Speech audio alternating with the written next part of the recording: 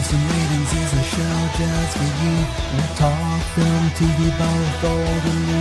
We discover new things, our taste get broader. So here's the show's host in no particular order. He's a little rough, he's a little caustic. Everybody knows the most, the one and only toxic. From way up top, you'll find the northern star. He forgot to press like when he used StreamYard. Stupenzolicious gonna judge you on your sense of cool by asking you what's your favorite Mexican food. He shouldn't tell secrets, but you know that he can. It's the Hollywood goss from the inside man. Run by Lance, who sometimes drinks cappuccino. Everybody thinks he looks like Quentin Tarantino. So come on in and join the Nielsen Ratings. It's a show that you've all been anticipating.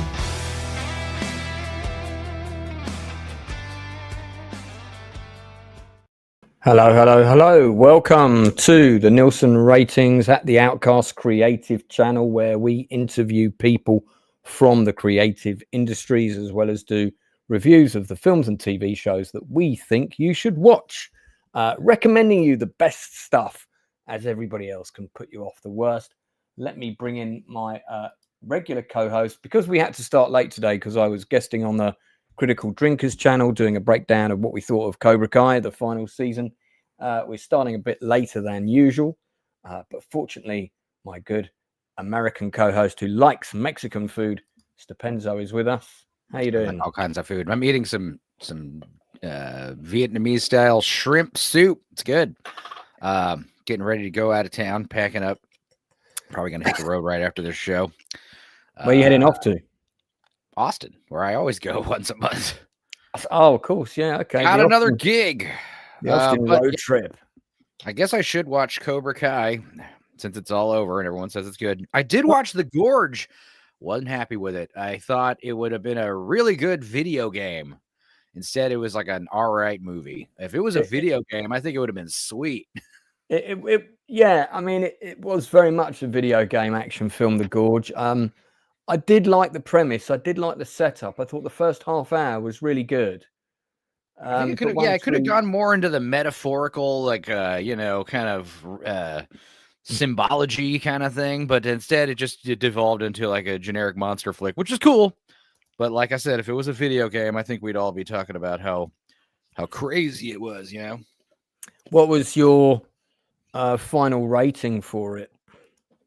I don't know, man. I don't like to give these streaming services too much love, so I would give it like a 5 or 6 out of 10. Like I said, I don't know, good movie to maybe turn your brain off and watch. And Anya Taylor-Joy is hot, and I mean, like I said, it was it was one of the few times I agreed with Drinker's video 100%. That doesn't happen too often, but I was like, nope, the guy is right. It's too many things crammed into one, and you know how I hate long form content, but I feel like if this was like a 50-hour video game, that would have been badass. But if it was a 50-hour show, I would have hated it, you know. So, I mean, listen, I didn't think it was a great movie. You gave it a 9 out of 10, bro. What are you talking about? Did I give it a 9? I might need to reevaluate. I stand on it, Lance. I was doing to watch it, which was always a good sign. And as a turn off the brain action film, comfortable. It's not that long, so it's a comfortable whatever it was, 95 minutes. You know what? It jumped it up a bit for me to an 8 out of 10. Nudity, sex and nudity. That's how you get. You gotta stop being afraid. Yeah. Well, let me welcome in my other two co-hosts. We have the Inside Man and good evening. Lord of Toxicity. So we've got everybody mentioned on the opening credits except for Northern Bastard because it's past his bedtime. But yeah, Inside Man, had you watch this last week? No, I did not. I didn't really have much in the way of spare time, I'm afraid. No worries. And I think Toxic had seen it, and if I remember, I think you agree with me. We both quite liked it. Yeah, I did. I mean, I certainly wouldn't say no to some gratuitous nudity, especially from Anya Taylor-Joy. I would have been, or even from Miles Teller, as far as that goes. I would have been okay with that. Yeah, show the dong, Miles. I think Drinker was a little harsh with it. I think it's good and serviceable for what it is. Yeah. But I don't think, I mean, maybe, and I'm certainly willing to admit that we've been in a bit of a dry spell in 2025 for any kind of either long or short form content. So, I mean, maybe I'm being a little too generous with it. I just found the two leads to be, I thought they played well off each other, and I thought they did a good job. So, I mean, maybe I was a little too generous with it, but I'll stand on it. Yeah, for the benefit of people watching, we covered it in more detail last week. So if you want to go to last week's Nielsen ratings, you can see more about it there. I don't want to regurgitate it all now, but imagine how different this movie would have been if the Russian lady was like played by like what's dude? her name? No, like Ivan Drago, a less attractive woman, the Amy Schumer type, or a Lizzo. Miles would be like, "No, I'm good. I'll stay over here. Nice. I'm not allowed to talk to you." They could do a good comedy version of that. We're not allowed to have contact, fatty. Yeah, and that's the way it's going to stay. I've got a stack of nudie books here. I'm doing fine. Okay. All right. Anyway, the Gorge. Some of us liked it. Some of us didn't. We'll move on.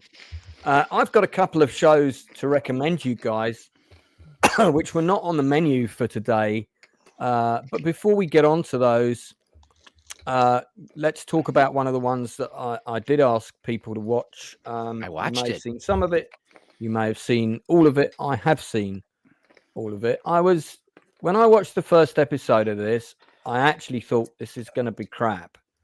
But I decided I am a Robert De Niro fan, so I thought, you know what, I'm gonna watch the whole thing. And actually, the show did surprise me. I liked some of the twists and turns. I didn't think it was too woke. I didn't think it was too left wing. And I thought good performances all round. I love Matthew Modine. I love Angela Bassett. God, she looked amazing in this. She looks younger every time I see her. Black don't crack, baby. Indeed. Joan Allen, another fantastic actress. Jesse Plemons is like super skinny now, like ridiculously level. He's on the Ozempic like everybody else. He's on the Ozempic like me. Me and Jesse are gonna both be skinny together. Well, is that why you're on the Ozempic? That's a whole different Jesse's movie. That's a whole different movie. Some of us liked The Gorge, Leroy, and some of us did not. But I liked it. I liked it. But anyway, 0 Day. So 0 Day. Basically, there's an electronic terrorist attack on the United States, targeting the travel systems. A whole load of trains and planes and other things go down, resulting in over 3,000 deaths of civilians. Initial evidence points towards Russia. Robert De Niro is an ex-president. He's brought back in to head a commission to look into who is responsible and bring them to justice. That's the basic premise of the movie. He may or may not be suffering from dementia, which is a sort of a subplot that may or may not involve new terrorist technology that can disorientate a person at a key moment. So I'm going to come back to that element in a second. But overall, there were some things I was concerned with, and it got off to a bit of a shaky start. But overall, I liked it. I'm glad I watched the whole thing. I give it a 7.5 out of 10. It has some issues. It doesn't outstay its welcome. I think there's 6 episodes, 6 45-minute episodes, if I remember rightly. I was reasonably pleased with the ending. I'm not sure the trick of does he or doesn't he have dementia, or is that in fact a terrorist weapon that's targeting his brain? That whole storyline for me didn't quite work because it was never fully resolved. It was never fully they never came to the conclusion whether he was or wasn't. There was an ambiguity around that, and I found that was all a bit nonsensical and unnecessary. But the rest of it I liked. Stupenzo, you saw some of it or all of it, or watched the whole thing? I was pretty disappointed, to be honest. I knew you were going to say that. Well, here's the thing. I'll tell you why. Now, first of all, I was expecting kind of like that other Barack Obama produced movie about the cyber attacks. It's just predictive. I don't think I've seen that. Which movie's that? No, the one where the guy's teeth starts falling out, and they're all running around, and the planes are falling out of the sky. What was that called? yeah. And the boat's heading towards the beach, and the family right. gets stuck in the house. So kind of like that. It's more, predictive programming, fear, doom, propaganda. Getting us ready for the big next big, terror attack that we're all supposed to be aware of. But also, all the heavy-handed references to the past administration. We've got a powerful, strong black female president played by Angela Bassett. And then, of course, Robert De Niro is the ex-president who, against all, he did what was right for the nation and chose not to run a second time because he was suffering from, old age, which is exactly the opposite of what happened with our previous president. He was forced out. That's not what happened. His son died in the story, and so he didn't run again because he was dealing with the grief of his son. Right, but he's also like secretly kind of dealing with this dementia stuff. But then we find out later that it's actually like some kind of new age terror weapon that the government also wants us to know about. They can plant songs into our head and hallucinate and make us go crazy. But what I was really upset about, like the first episode, I was excited because it's like, okay, cool, like cyber terrorism, but that's really hardly in the movie. You think that there's going to be a whole lot of these like impending and escalating terrorist attacks using cyber terrorism, but instead it's kind of just like one attack and then the investigation and then a bunch of insider kind of treason going on that Robert De Niro has to find out about. Also, I found it very cringe how like, Robert De Niro's character is like obsessed with this Alex Jones type character played by Dan Stevens, who was pretty good. But it's very similar to what's going on with real life with Robert De Niro, like how he watches this guy compulsively, and he's obsessed with all the naysaying and shit talking he does, and to the point where it's like he starts like I think he like takes him as like a political prisoner, and of course there's like a bunch of I don't know, it was just like everything else. It just didn't have to be 5.5 hours long. This could have been a good 2.5 hour movie, but like I said, more on the actual cyber terrorism and less on the investigation stuff, and Robert De Niro just trying to be this like he's such a phony. He was like being heckled at the premiere of this show by some Trump impersonator, and he lost his cool again, which is very similar to how is there a video of that? Yeah. It's very similar to how his character is in this movie. And it's just it's an L. It's not a W when you let commentators get under your skin so easily, But yeah, I mean, there's I think like 3 or 4 like big terror attacks, and they're pretty tame. Like the first one in the first episode is the most insane. All the power goes out, and all the phones, every phone, whether you have an Apple or a Mac or whatever, they all have this message saying this is going to happen again, and like trains all derail, and it's a big deal. And then 20 days go by, and then a bank gets shut off, and then another few days go by, and then the power goes out for a while. I mean, that's kind of all that happens. I want to remember that movie, The Trigger Effect, with Kyle MacLachlan and Jenna, what's her name? Karate Kid girl, Elizabeth Shue. That movie's great. The power goes out in LA. That is a good movie. It just doesn't come on, and we never know why it went off, and we know that the power's off for months or weeks, and everyone just goes crazy. That's a freaking fantastic movie. It's very underrated, and I think that I was kind of hoping for something more like that, We've got a lot to get through. What's your rating out of 10 for it? I don't know, a 6 out of 10. It was all right. Okay. And has anybody else seen it? Yeah. Okay, we'll move on. You know what, Inside Man, when I was watching it, I was thinking, Inside Man's going to hate this. He's going to hate me for making him watch it. No. I mean, put it this way. I mean, I was kind of expecting 24. So expectations were really, really high, and instead I got 4. I mean, Robert De Niro is a bit old to be doing a Jack Bauer number. I just thought it was going to be a little. I did think it was going to be a little bit more sort of frenetic and fast paced, and I just thought it sort of fizzled along. Nothing really to sort of open your bells to, really. Just Right. yeah. So what would you give it out of I'd probably give it a 4. a 4? Okay. Yeah. Well, so we got a 7.5, a 6, and a 4 for 0 Day. My summary of it is that if you can look past maybe some of the political subtext, which obviously being a Brit doesn't really affect me, I enjoyed the performances. It was reasonably engaging. I wasn't sure about it ultimately, but I did enjoy it as a piece of throwaway entertainment. I completely agree with Blue. It could have easily been 3 1-hour parts or a 2-hour 20-minute movie. Oh my God. Watching Robert De Niro wake up every morning and go swimming and run with his dog was... Yeah, I mean, we didn't need to see that 5 times, did we? No, but also he's just how old he is, like jogging. It's like, oh boy. Yeah, I mean, maybe that's his real house and that's what he does every morning. I could believe it.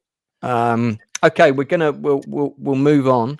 I'm gonna pick one of the things. I've got a couple of other strong choices to recommend you that I do actually think you guys will like. You won't have seen them yet, but before I come back to those, good to see Axel's Abode in the chat. Welcome back, buddy. Enzo particularly wanted to talk about this, so much so that it's actually our poster. This is one of the few times where I didn't wait for Lance to tell me what to make the thumbnail for. I just sent him this thumbnail like a few days ago. I was like, here we go. We're talking about this today. We're discussing Better Man. And I thought, okay. Yeah, I was blown away by this movie. And what's upsetting about it is like specifically Nerdrotic. He made a tweet a while ago saying this movie was really good. It's a movie about he liked it because it's about addiction and sobriety, and he loves all that stuff. But what upsets me is every week on his stupid show, all he talks about is Captain America 4 being terrible and Snow White is woke and canceled Disney Plus. Why aren't you talking about this movie to all your thousands and thousands of fans? Why do you just have to, it's like you guys don't offer any solutions on what better content there is. It's all got to be clown. It's all shit. It's all woke. It's all trash. And who are you talking about here? Talk about specifically Nerdrotic. It's like, like I said, he gave it a glowing review on Twitter in a little 2-sentence tweet. But like on his show, like I don't think he talks about it at all. And if he has, maybe I'm incorrect. Maybe I'll stand corrected. If he's talking about it as much as Captain America, I was blown away by this movie. And because I don't like music biopics, I think they're all cliche. I think they are all the same, and they're all mid, and they never talk about like the juicy stuff, like the Freddie Mercury documentary. They don't talk about any of they brush over the substance abuse and the orgies and the infidelity, because usually the person that the film is the subject of, or their estate, they're in charge. They get to create. They say, oh, this doesn't look good. Like what was it? The Straight Outta Compton movie was pretty good, except Dr. Dre. Dr. Dre doesn't have any of the parts about him, beating up his wife and going to getting arrested, tying her up and putting her in the basement. None of that's in the movie because he's the producer. The other thing, Ron is right. Just for transparency, said Nerdrotic has talked about it as has Chris Gore. Well, has he talked about it as much as Captain America? I doubt it. But yes, good for him. I hope he did. Because, more people need to see this. And, like, especially me, because, like, I don't like music biopics. And this is the kind of movie where I was like, this is probably one of the best music biopics I've ever seen for a few good reasons. Another big reason why I don't like music biopics is they're always just, like, actor Oscar bait. Some actor gets to really showboat and try to get his really statue. channeled Elvis in this movie. And he's also got to do the whole thing. Usually it's like, oh, I'm going to play, Ray Charles all the way up to an old man. I'll get old man makeup on me towards the end of the movie and reflect on my life. This was interesting because it is Robbie Williams playing himself, which is awesome. And the whole computer animated monkey thing, like it actually works really well because we don't have to do the old man makeup. Then nobody mentions the fact that he's a monkey, except like metaphorically, like they call him They call him unevolved. They call him an animal. They call him what's a primitive. You know, these the metaphor for the monkey works, and I understand why they did it. Weta just has these monkey CG suits from the Planet of the Apes movies, so it's not like it was that difficult to do. But what was so crazy is how like honest this movie was. Robbie Williams was not afraid to take the piss out of himself. Right. And like I said, he does a great performance because he's just playing himself, and also how faithful it was. Because the thing is, I'm not too familiar with Robbie Williams. I know that song Millennium came out in the late 90s, early 2000, and it was all over MTV in America. And I was just like, who's this guy? And I kept thinking that song Bittersweet Symphony by Verve was also Robbie Williams. It is. Yeah, it's not. I thought those were the same song, Millennium and Bittersweet Symphony, for a long time. Yeah. But after watching this movie, you know, that's the other thing. Usually these biopics are about huge famous stars that everyone knows about, and it leaves a lot out. This was like, I don't really know much about this guy, so everything about it was interesting, and it wanted me to like look up more Robbie Williams songs. It actually made me like pique my interest about the guy. But also what I really loved about it was like, for instance, comparing it to this terrible Emilia Perez movie. It's these awful songs and these lazy music numbers. These music numbers were awesome. They were great. And the music is catchy. The tunes aren't terrible. The choreography is great. And there's a lot of great seamless like computer animation going on. Really wild, you know, taking all these cliches and kind of turning them on their head. And as far as like, yeah, if I don't know a whole lot about him, the thing is I did look up a lot about him. And like it's just crazy how at least visually accurate this stuff is. Like, you know, how was Damon Herriman in the movie? Because he plays Nigel Martin Smith, who I think was the band's manager. Yeah, see, I wasn't aware of him on my channel. I know. You can look him up. People that are watching, just go to the industry interviews playlist. He's probably about in the 80s. I think he's probably in I totally recognize him from that or something like that. I recognize him from your show, and yeah, he's great because he's like, I didn't realize Robbie Williams. It makes sense though. Robbie Williams got to start in some, early '90s boy band called Take That. Yeah, and which was a huge band, by the way. I'd never heard of them. Huge. I had never heard of them. Really? Yeah. Really. Wow. So it's interesting to get your perspective on this as a complete outsider, which I think is really unique. And what was cool was, like I said, they did a lot of effort in like recreating some of his more like prolific concert appearances. Like they show like when he's all like, all horsed out on stage, like all sweaty and like really effed up, but it's a sweaty monkey, you know? And it's just one of those things where nobody really mentions about. And it's just, I don't know. It was really cool because we didn't get to get the cringe makeup. We didn't get to get, the actor who kind of doesn't really even look like the dude or sound like the dude when he's singing. Yeah, it is Robbie Williams, like just putting it all out there, and you got to give the guy kudos. And also, it was pretty moving story. All the stuff about his dad and his mom and his grandma and his sobriety and his wife. It's like he had a crazy ass life. So yeah, it was pretty cool. It was a very cool movie. Definitely worth checking out. I don't know if you're gonna. I mean, you might find it a little. It is a musical, which I think music biopics should be musicals. But you know what? Now you've explained it a bit better, because I've only heard kind of people just ridiculing the concept of him being played by this CGI monkey. But now that you totally explain it to me, I'm actually interested in seeing it. Yeah, and you totally kind of forget he's a monkey for a while. You just assume, okay, yeah, he's a monkey, no big deal. I'm quite interested to see how the drama within Take That was played out, because of course he was the first one to leave, which led to the band ultimately breaking up for a bit. Right. And he did, I don't know if it covers as far as him doing the reunion tour with them, but he did come back and rejoin the band for a little bit. It doesn't cover the reunion tour, but they do cover like him kind of, he gets fired and then several years later, like makes amends. Cause like the idea was like, yeah, he's just too fucked up all the time, and he's the bad boy. He was the bad boy in the group, Yeah. Yeah, we can see that in this shot. Has anybody else seen it? I kind of want to watch it now. Yeah, I was going to say, cool. I want to watch it now.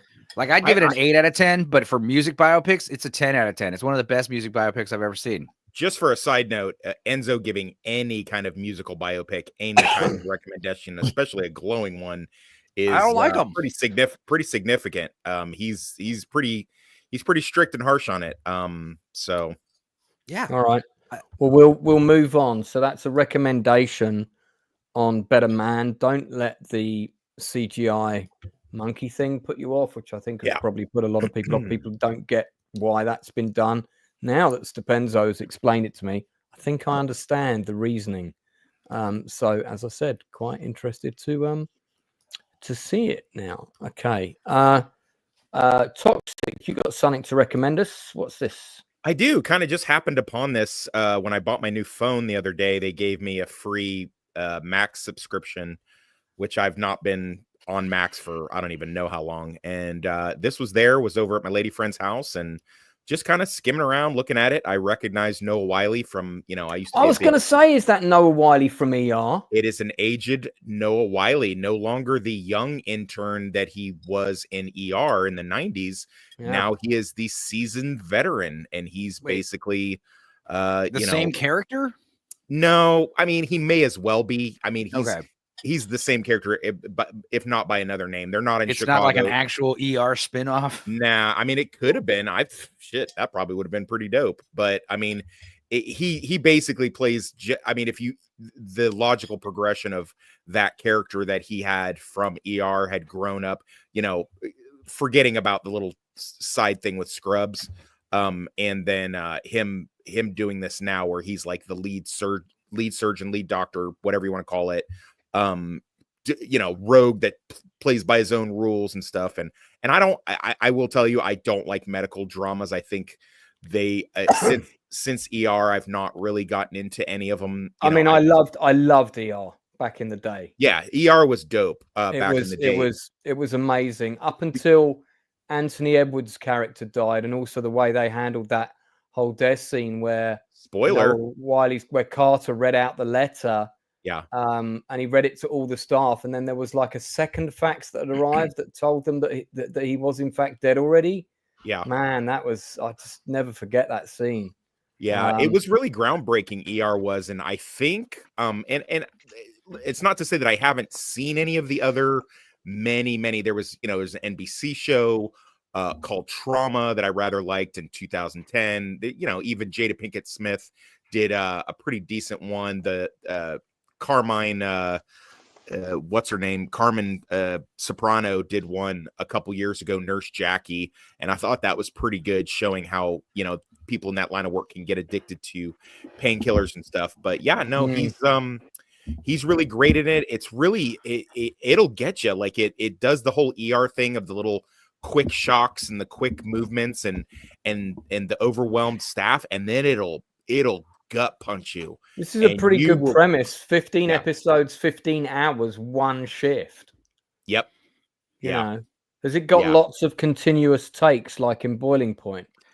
Not as many as you would think. It's not it knows when to take time for itself, and it pulls out and kind of decompresses. So if I had any complaints about ER, it was the fact that the quick haphazard way of all the doctor stuff would then get like you get like a huge tonal shift, and they'd go into like soap opera type melodrama with the characters. They don't really do that with this show, and I can't explain how better, because it would give too much away of what it is. But I mean, you'd have to be some kind of really like cybertronic robot not to like, you'll watch this show and just be like, holy shit, I need to call some people in my family and check on them and make sure they're okay.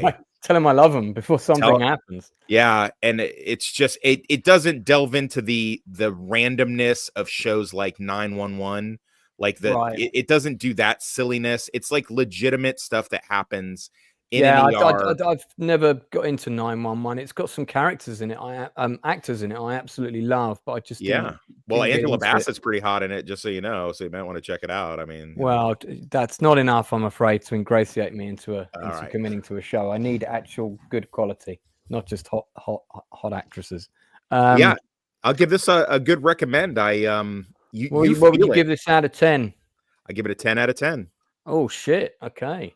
Yeah, I'm and when liking, you're Great. I mean, this is a Yeah. great recommendation because this is something that my missus really wants to see. I mean, Oh, she was a very big good. fan of ER, and she's desperate to see this. So, so I'm glad you've given it that kind of recommendation. She's seen all kinds of bits and pieces over the internet about it, but this is the one that she's really dying to Oh, see. I hope So, nobody spoiled it um, for her. That's really yeah. but Well, it sounds great. It For the sounds benefit great. of the 14 people watching, we don't just recommend stuff here. We improve relationships at home. Yes. There you go. There you go. You just get so much out of watching this channel. Spread the word, like and subscribe. Okay, good. So that's a recommendation for The Pit. I've got another one for you. This is a new show. Now, who would have thought that the Disney Channel was Ooh, going to give me 2 shows in 1 week ooh, that I was going to recommend? ooh, A- ooh. And I couldn't sleep, and I thought, I remember Chris Marshall, who's a fantastic actress who I follow on Insta, or I did on my old Insta account. I'm going to have to follow her on my new Insta account now. Is in this show. And then I saw Sterling K. Brown is in the show. Then Julianne Nicholson, another actress I love. Didn't know anything about the show. I hadn't seen a trailer. Didn't know the premise. I'd seen a poster, and that was great going in. And I absolutely recommend, if you're going to watch this show, do exactly the same. Don't look at a trailer. Don't look at any previews. Don't read any reviews. So I'm going to keep my spoilers extremely limited so that I don't ruin it for you. The basic premise is that it's set in the White House, and the president is murdered. That happens very quickly, so that's not a spoiler. You kind of know that in the first 5 minutes. And K. Sterling Brown is his chief of security, kind of like the head of the Secret Service. And he has a very limited window to assess the scene and try and work out who's responsible. There's a big twist at the end of the first episode, which I did not see coming. And that's rare for me. And I thought, oh, okay, so this is going to be a completely different genre even to what I thought. And then I thought, okay.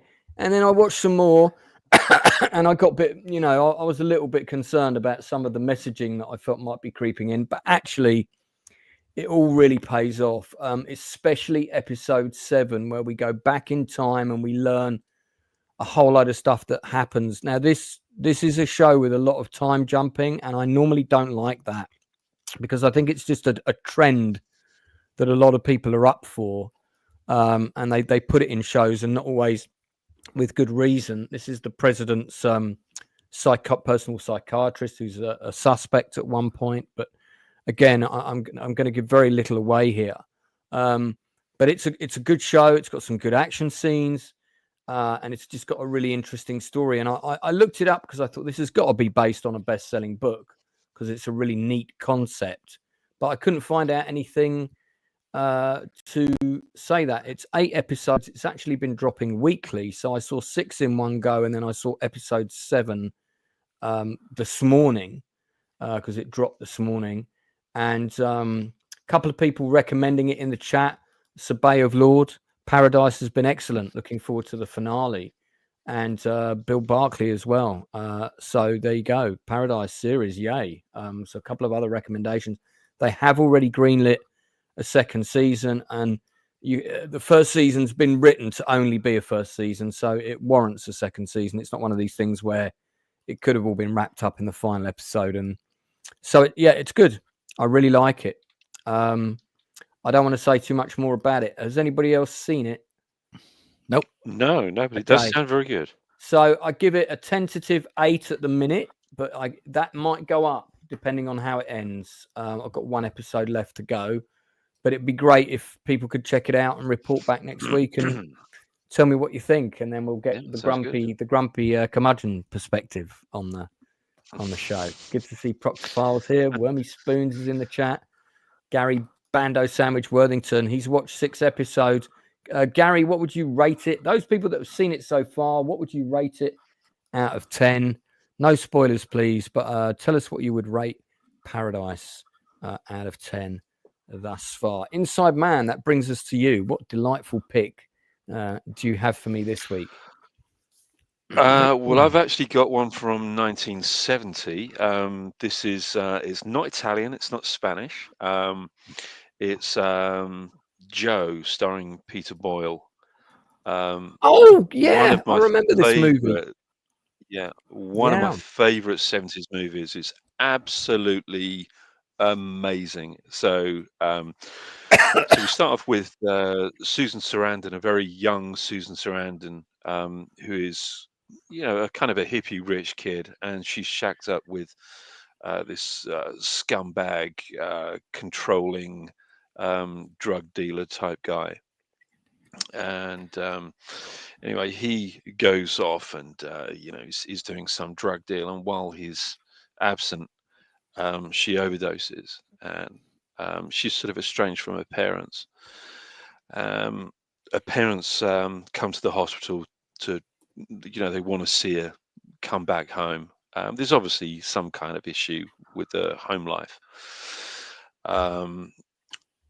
He goes, the father goes to the apartment, this really shitty, sickening looking apartment where they both reside, to pick up some of her clothes. As he turns up, a few moments later, the boyfriend turns up, and in a fit of rage, he kills him. And of course, he steals all of his drugs, sticks them in the trunk of his car. Doesn't know what he's going to do with them, but of course, the police suspect that it's, drug dealer related. Well, he goes off to a bar and comes across Peter Boyle's character, the eponymous Joe, who he sits down and he watches him going into this sort of rant about, youth culture and everything that's wrong with America. And the weird thing is, it seems very, very relevant. I mean, when you watch it, particularly Peter Boyle's rant and the outrage that he feels, it really does feel very, very modern. And of course, he confesses to Peter Boyle that he killed a hippie, because he's going on about how the hippies are scumbags, and I'd kill one of them. If I had the chance, I'd kill one. And he sort of confesses, and he sort of sees him as a little bit of a kindred spirit, so they become friends. And all kinds of other Mayhem things sort of occurs. ensues. Yeah, it does, and it culminates in a very upsetting ending. Yeah, I But of course, remember I the mean, ending's Peter brutal. Boyle. I think this is probably my favorite Peter Boyle performance. I don't think I've seen him like this before. Is it better than as good as this. Puczynski? Yeah, Puczynski, where he's Yeah. a talking dog? yeah, Yeah. I'm kidding. yeah. This is. I'm telling you, this is genuinely his best performance. I've never seen him like this before. Sweet. And watching this again, it just reminded me how good 70s movies really are. I mean, he is amazing. What an amazing actor. You kind of, he's a weird one, because you kind of, you start to side with him a little bit, but then he goes a little bit too far. He keeps crossing lines with everything that he says. Then you think, Jesus Christ, no, this guy is actually a fucking maniac. But then Yeah. he sort of pulls it back a little bit, and you think, you soften to him again, and then he comes out with something else, and you think, Jesus Christ, what am I thinking? I'm starting to like this guy. The guy's absolutely fucking crazy.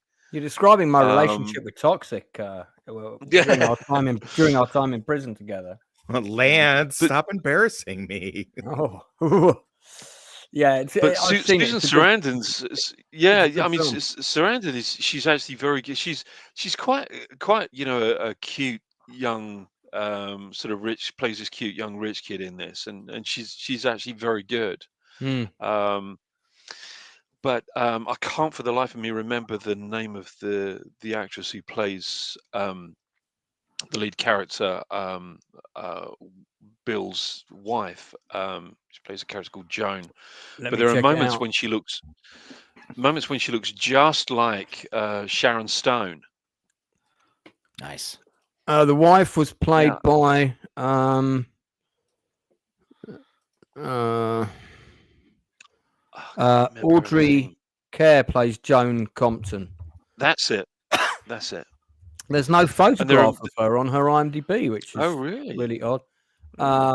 Sadly But- passed away in yeah, there are 2007. Not surprising because she was born in 1927.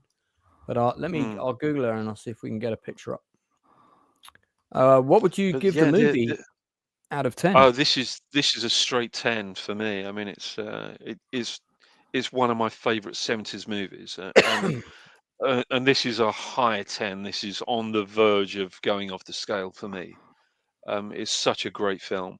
I think there's probably a good still of her actually on the movie stills here.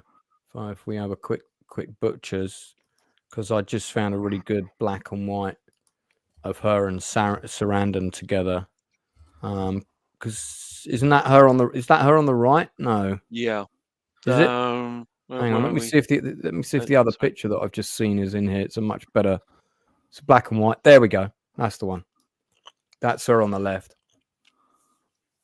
Audrey. But there are moments when she's particularly when she's smiling and she's delivering her dialogue. You know, there is a slight sort of Sharon Stone look about her, and she looks great. I mean, she's obviously, you say she was born in 1920 something.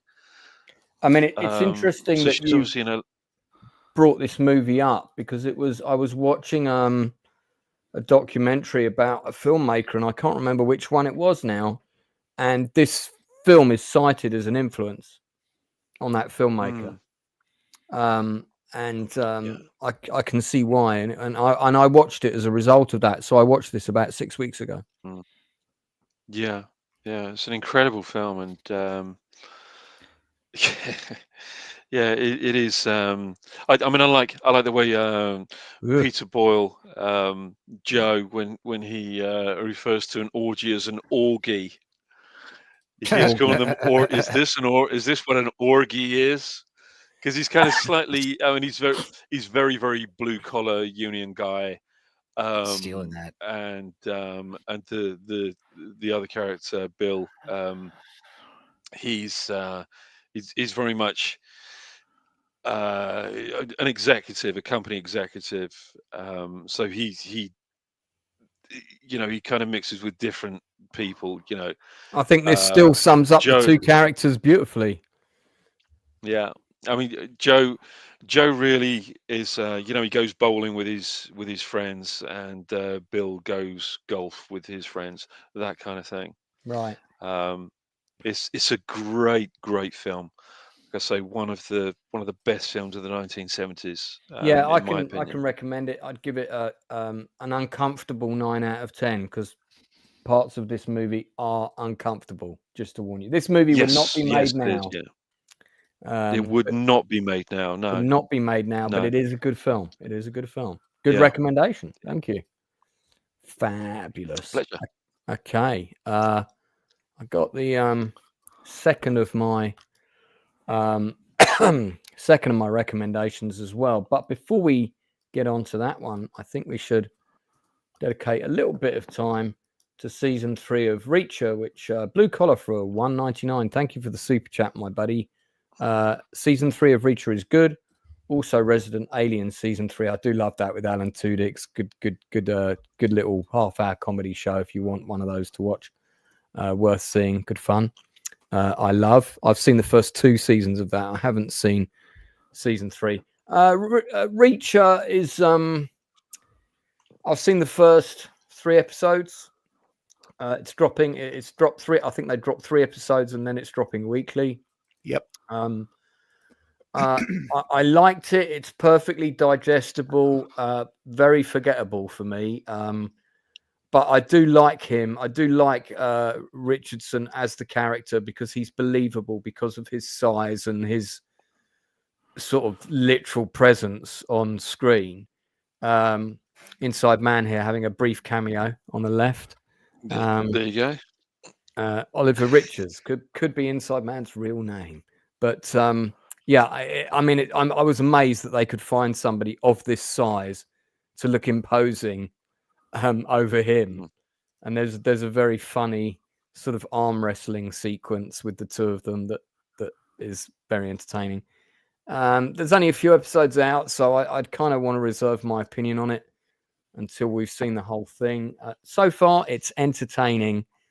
It's kind of it's in the 7 out of 10 thing for me. So far, it's entertaining. I will say that I found the episodes of Zero Day more interesting than this, but maybe that's just because I love watching Matthew Modine act. You know, there were 3 or 4 actors in that I love watching.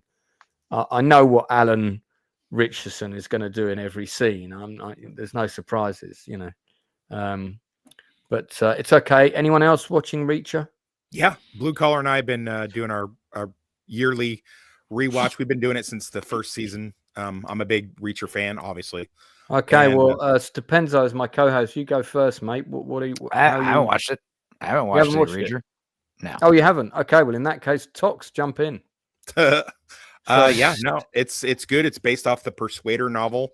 Each season is based off a novel. And, yeah, that I know.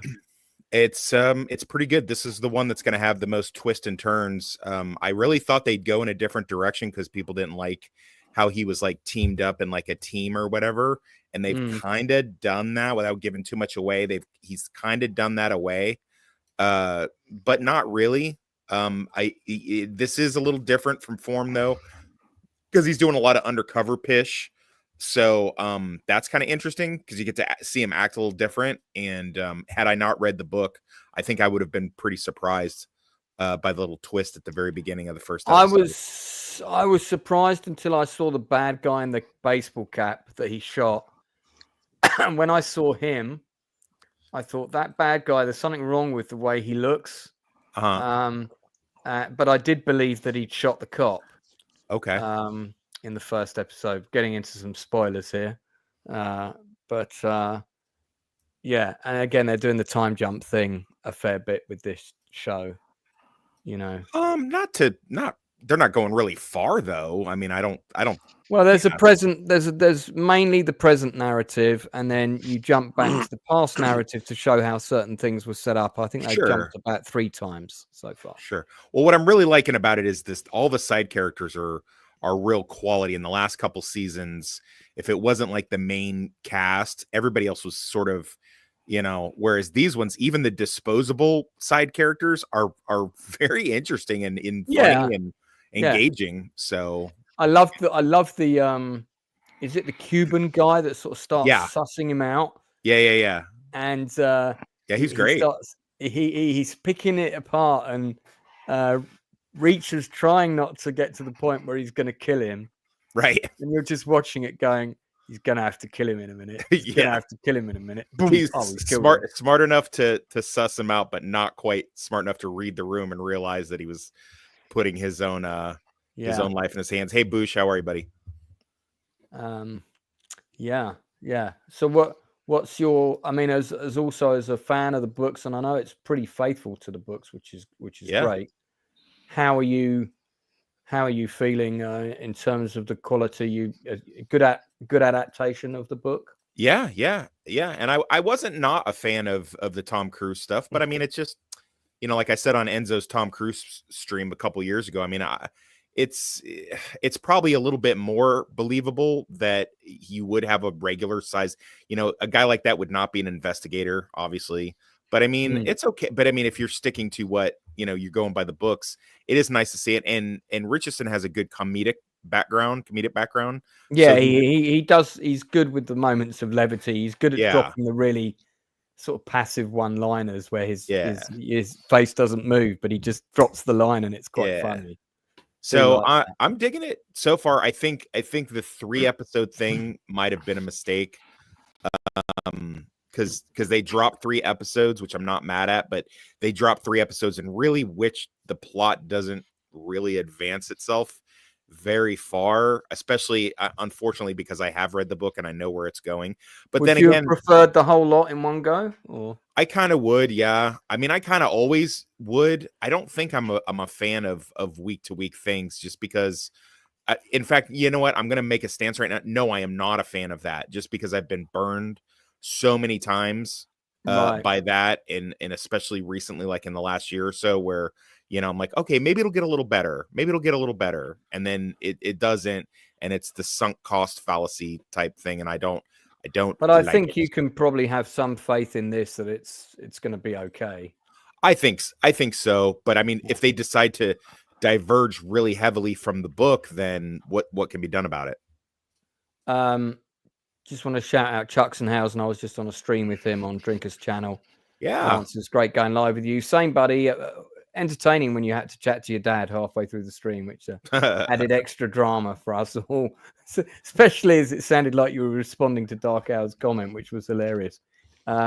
Rachel Percy-Art, who I'm a big fan of, I'm really enjoying it. Him running into a guy that is somehow bigger than him, my God. And we're not talking about Chucksenhausen. We're talking about Reacher. Yeah. Boosh McFadden, good to see you in the chat, buddy. Boosh is a YouTuber, isn't he? Yeah. Yeah, Boosh, you need to come on sometime, buddy. When I'm doing like a late night with Lance, if you ever see me on doing one of them, just say hi in the chat and I'll bring you on. Sometimes there's room on the Nielsen ratings, but we got a lot of stuff to get through tonight, so I'm going to keep it pretty tight today. But you're certainly welcome to come on. So yeah. Anyone else? Inside Man who dropped out again. I just realised. Yeah, I'm still here. You are there. Sorry, still here. Yeah, yeah. Are you watching Reacher? Do you know what? I've not. It's sort of passed me by. Right. I've read some of the books. Did you see the Tom Cruise movies? I did. They're okay. I like the first one. I mean, the first one based on what's it? I thought they camouflaged his stilts really well. They did, yeah. His Cuban heels. His Cuban heels were very well disguised. Yeah, but yeah, I mean, I like the Tom Cruise movie, the first one. I mean, but funny enough, that was the very first Reacher book that I'd read one shot, which I thought was an excellent kind of entry point. That's a good one to start with. Yeah, it's good, really good entry point. Which is probably why they chose that as the first movie.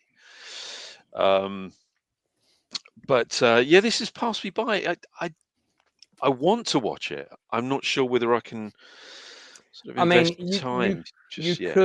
You could watch, I think, probably this season, because as Toxic says, each season is based on a book. It's a self-contained story.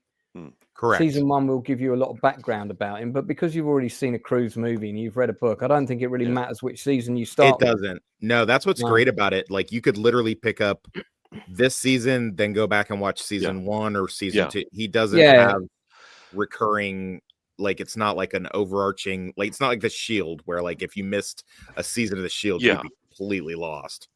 But I think that was also the beauty of the books. These were, as Lance put it, self-contained pieces of literature. So you didn't have to start right from the very beginning of the series of books. No. Yeah, I mean, I do want to give this a go. I really do, because I do like Lee Child. And a funny quote I've heard about this one time. Somebody said, Jack Reacher is what the Lord of Toxicity would be if Lord of Toxicity was a good guy. I said that. I know. That's entertaining. Yeah. So Tox, what are you giving this season out of 10 so far? Oh, can I get back? I don't want to do that because it's 3 episodes. We still got to. No, I said the same thing, that I didn't really want to give it a rating overall. I mean, it's kind of treading a comfortable 7 for me at the minute, but I'll wait. It's definitely keeping my attention, and it's definitely, like I said, the side characters being interesting, and it's cool to see Anthony Michael Hall play a bad guy. I've never seen him do that before. Yeah, I like him as bad guys. I think he's good as bad guys. I haven't seen him in anything else being a bad guy though, so I don't really know. Is he usually good with that? No, I've seen him do a couple of other, I think 1 or 2 other things where he's played a bad dude. And also, they did something really cool for the eagle-eyed or whatever, the book people. They managed to, with throwaway lines, just establish that the events that happen in the Tom Cruise movies, they've happened already in between seasons. So we don't have to worry about Richardson like rebooting and redoing Tom Cruise's role. So they're going to be those. Smart. So those books will not be adapted into the show. Yeah, that's pretty smart. Actually, Stupenzo, on the latest poster you sent me, mate. Are you still there? Yeah. Sharon Sorrentino is predominantly a casting director. Oh, I forgot to change that. I got you. Yeah, I mean, she is an author because she has written a book. No, I didn't. No, I changed that. Yeah. So could you send me that again? Yes. Amended. That would be excellent. Thank you. I literally just put it up and realized and went, oh, sod it. Delete it. So let me edit that. Gotta remove it straight away. It's gone. Okay, before she sees it and moans at me. Fortunately, she'll be in bed by now because it's 12:15. All right, so we'll talk more about Reacher when we get to the end of season 3, which I'm guessing if it's dropping weekly, how many episodes are there going to be? Is it 8? 10? I believe 8 or 9. Okay, all right. We'll come back to it then. Okay, so guys, I'm going to give you my second strong recommendation for the week after Paradise, which is now. Some of you may know that my third play that I wrote, which is also my favorite, Sticks and Stones, is all set in what's known as the Troubles. Oh my God, that's the foxes outside fighting. I thought someone was being murdered for a minute. And the Troubles is the conflict in Northern Ireland, which of course started in the late 60s, really became prevalent in the early 70s, went right through to the early 90s until we had the peace process in the mid 90s. During this time, the Irish Republican Army, or IRA, conducted a war against the British government and the British military forces who were originally sent to Northern Ireland to keep the peace between the Protestants and the Catholics. It's an incredibly diverse, divisive and difficult topic to put into a drama. One of the things that happened during this time is that a number of people went missing. Basically, they were abducted and murdered by the IRA. Some of them on the orders of, supposedly on the orders, I'll caveat this, of Gerry Adams, who then went on to become the leader of Sinn Féin, at which point he proclaimed he'd never been a member of the IRA. That actually is nonsense, because there does exist a photograph of him on active service with an arm-light rifle. I forget where, but I've seen that picture. So, and various people in the IRA have said Gerry Adams was in the IRA.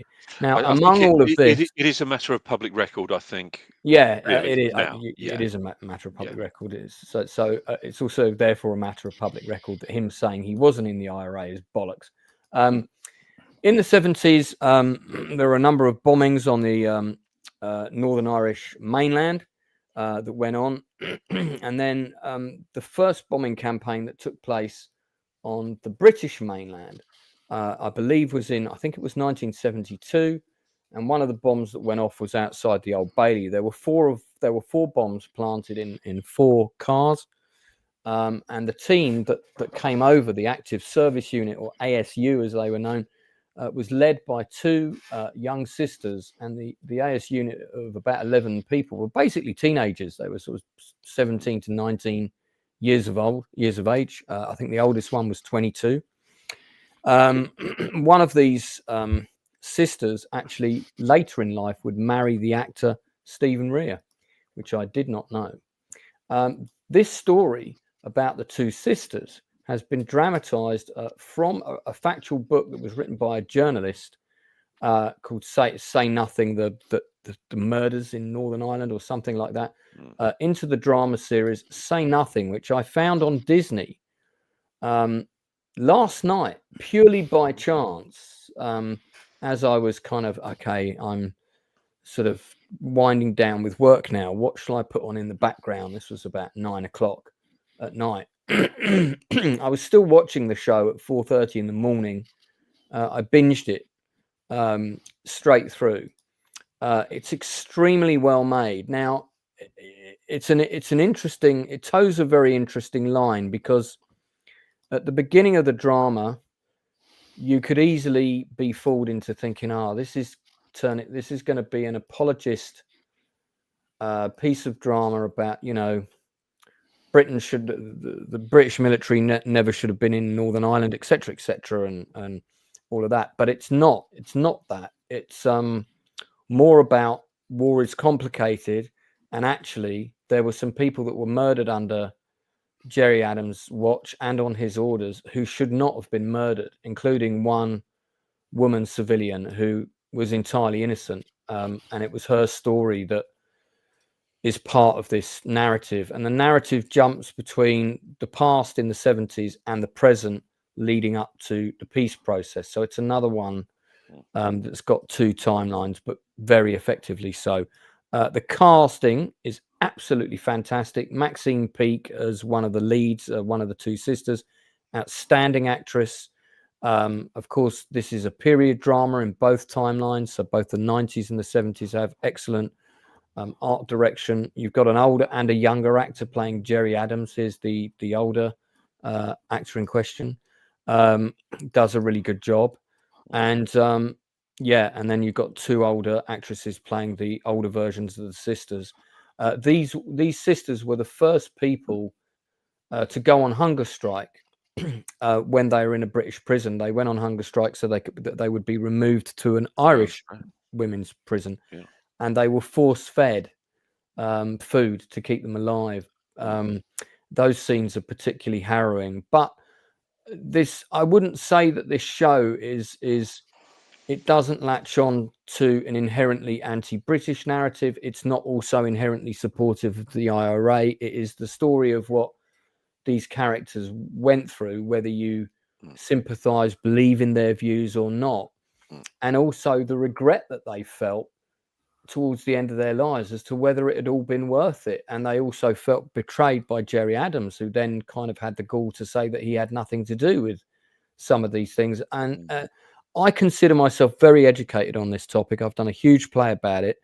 I knew about these sisters, but I didn't know the full story. I found it very ingratiating, really, really interesting. And I thought it did a very clever job of not putting its foot too much in one camp or the other politically, which is not easy to do with a show about Northern Ireland. It really isn't. And you don't, as much as Maxine Peake elicits sympathy from the audience for her character, particularly later in life, you still don't, as an English person whose father was constantly in the firing line of the bombs that were going off left and right in central London, and my father worked on Regent Street, right around the corner from where several of the bombs went off throughout the 70s. All I remember is my mother being worried about whether Dad was going to get blown up. This was a constant theme at home. It was, she was always so relieved when he walked through the door. I never forget that all the way through the 70s. This is a really good show. I've got to give it 9 out of 10. Can't recommend it enough. It really ticks all the boxes. It's on Disney, and no one's talking about it. I haven't seen any reviews of it. I've already recommended it to Drinker. I recommended Lockerbie to him, and of course he really did like that. So I'm hoping he'll bring this show a bit of attention, because it really deserves it. The younger cast are particularly good as well. This is the actor playing the younger Gerry Adams. So I'm guessing no one else on the panel has seen it. No, but it's definitely right up my street. I mean, I do have my views on the conflict. I mean, my cousin unfortunately had to pick pieces of his friends out of trees and put them into buckets and bags after the Warren Point massacre. So, right. Yeah. So I've got quite strong views on it, on the the troubles and everything. But this really does sound right up my street.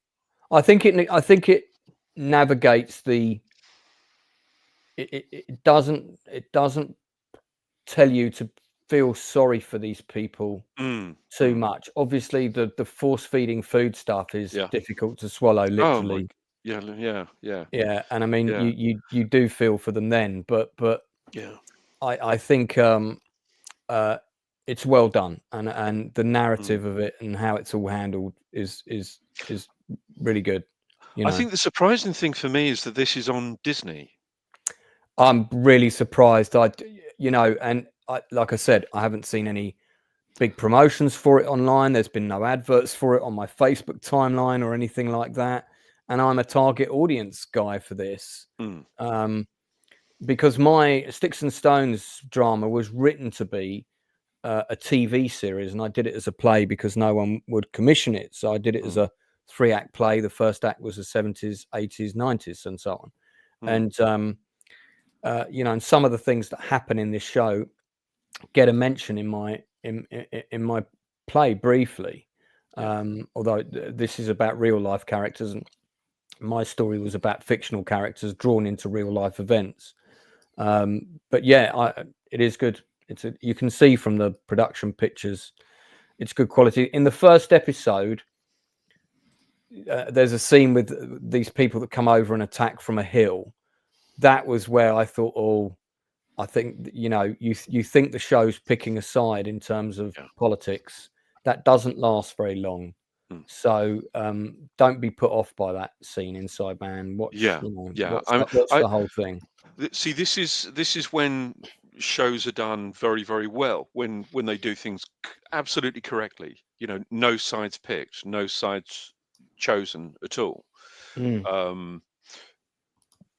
mean, we know, probably being the ages that we are, and also being Brits, I think we know more than our American friends here about what it was like at that time, particularly during the 70s.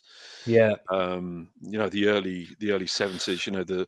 The bombings, and also during the 80s. I mean, there was the Horse Guards one, wasn't Horse there? Guards Parade. Yeah, there was was terrible. the Hyde Park bombing, which was absolutely appalling. Yeah, we had the Harrods bomb. Then we had the one in Victoria Station. There was another one in Victoria Station. We had pub bombings around London, pub bombings in Birmingham. We had the Warrington bomb, which killed a little boy.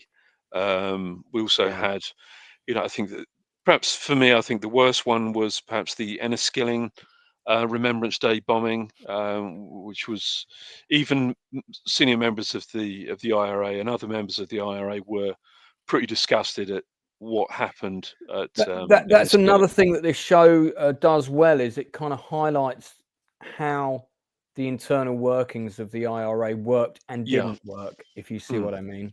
Yeah. So that's another thing the show does really well. Interesting.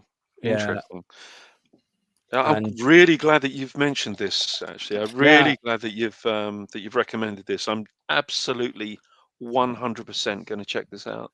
And I think there's even something for Enzo, because there's lots of big moustaches in it. So cool. Oh, nice. Yeah, which he's I always. thought you were going to say something else. That's the right frame for that. Stupenzo, what else do you have to recommend us this week that you've seen? Nothing. I showed Mom Longlegs. She liked that one again. Right. But yeah, I was rewatching the Twilight movies, and I don't know. We got a movie coming out tomorrow on my channel. It's kind of a do-over because Heartbeats was so bad. So we watched this 80s rom-com, sci-fi rom-com starring John Malkovich as an android falling in love. It's called Making Mr. Right, and it was a cheesy 80s schlock fest. I remember when that film came out. I can picture the poster, actually. Yeah, it wasn't terrible, but check it out tomorrow on my channel. We had a good time watching it, and it was, like I said, a lot better than Heartbeats. So, but other than that, no, I'm just packing up, getting ready to leave. So I will be watching some new stuff while I'm out of town. I'm going to watch a 2004 show in its entirety. It had one season in the US and another season in the UK. It's called Playing It Straight. And it's a reality show from the year 2004 where you've got a woman who's got to select a man. She's got 14 dudes to pick from. But what was revealed to her on the first episode is this big surprise is that some of these men, they don't know how many, but some of these men are secretly gay and they're pretending to be straight. So the idea is if she picks the guy and it's a straight dude, they both get $500,000. If she picks a guy and he's actually a gay man pretending to be straight who has fooled her, then he gets a solid $1 million and she gets nothing. So I will check that out and report back to... This is the show from 2004 presented by Gustavo Goulart, I think. I don't know who it was, but it was a lady. It was the host on the American show. I've only seen the first episode, and it's I think it was Fox. So Daphne Brogan was the host. Let me Brogan. show you. That sounds right. Let me show you. Is this the host lady? I think so. Yeah, Brogan, Brogdon. There you go. That's the name. Brogdon. Yeah, Sorry, Daphne. Yeah, that's her. Yeah, it's a very interesting premise, and I talked about it on my last Stupenzo cast, and I suppose on my next one we'll let you know exactly how it happened. Maybe we'll watch another whole episode. But yeah, that's pretty much all I got going on. All right. Well, I know you've got a big trip to make, so if you do want to slip off, no issue. Yeah. All right, guys. Well, I'll see you all soon, and you all take care. Take care, mate. We'll see you for next week. Is that right? Yep. Okay. Most likely. All right. Fantastic. Yeah. All right. Safe journey, mate. Yeah. Later, guys. Soon. Cheers. All right. So for those people who live in Austin, brace yourself. Stupenzo is coming to your hometown. Okay. So Playing It Straight. Check out that show from 2004. See if myself and Lord Toxic got away with it. Tune in. Find out. Okay. Let's move on. So Tox, have you got anything else you want to recommend this week? Possibly whatever this is for. Oh no, that's Susan Sarandon. Oh, is that Susan Sarandon again? He's possibly not there. Okay, all right. So Inside Man, have you got anything else you want to recommend before I have actually. I have. Okay. I mean, I watched the weekend. I watched The Lady Killers. Rewatched The Lady Killers, the 1955 Ealing comedy. And my God, what an amazing film! It just improves with every single watch, this movie. I mean, I'm not surprised that this is Martin Scorsese's favorite film of all time. It's such a beautifully made film. You know, it's beautifully shot, it's beautifully written, fantastically well acted. And for anyone watching who hasn't seen it, I'm not talking about the crummy Coen brothers version with Tom Hanks, which is I was not impressed. Oh with that my film. God! What a diabolical abomination that was. Did you see the production that they put on stage in London? I did not. It was on about. I went to see it with my ex-wife, so it must have been on around 2013 because I remember it was one of the first plays I took her to go and see, and I had a friend in it, and I thought it was great. I thought it was really, really well done. Yeah. Peter Capaldi played the Alec Guinness role, and he was good. He was really good.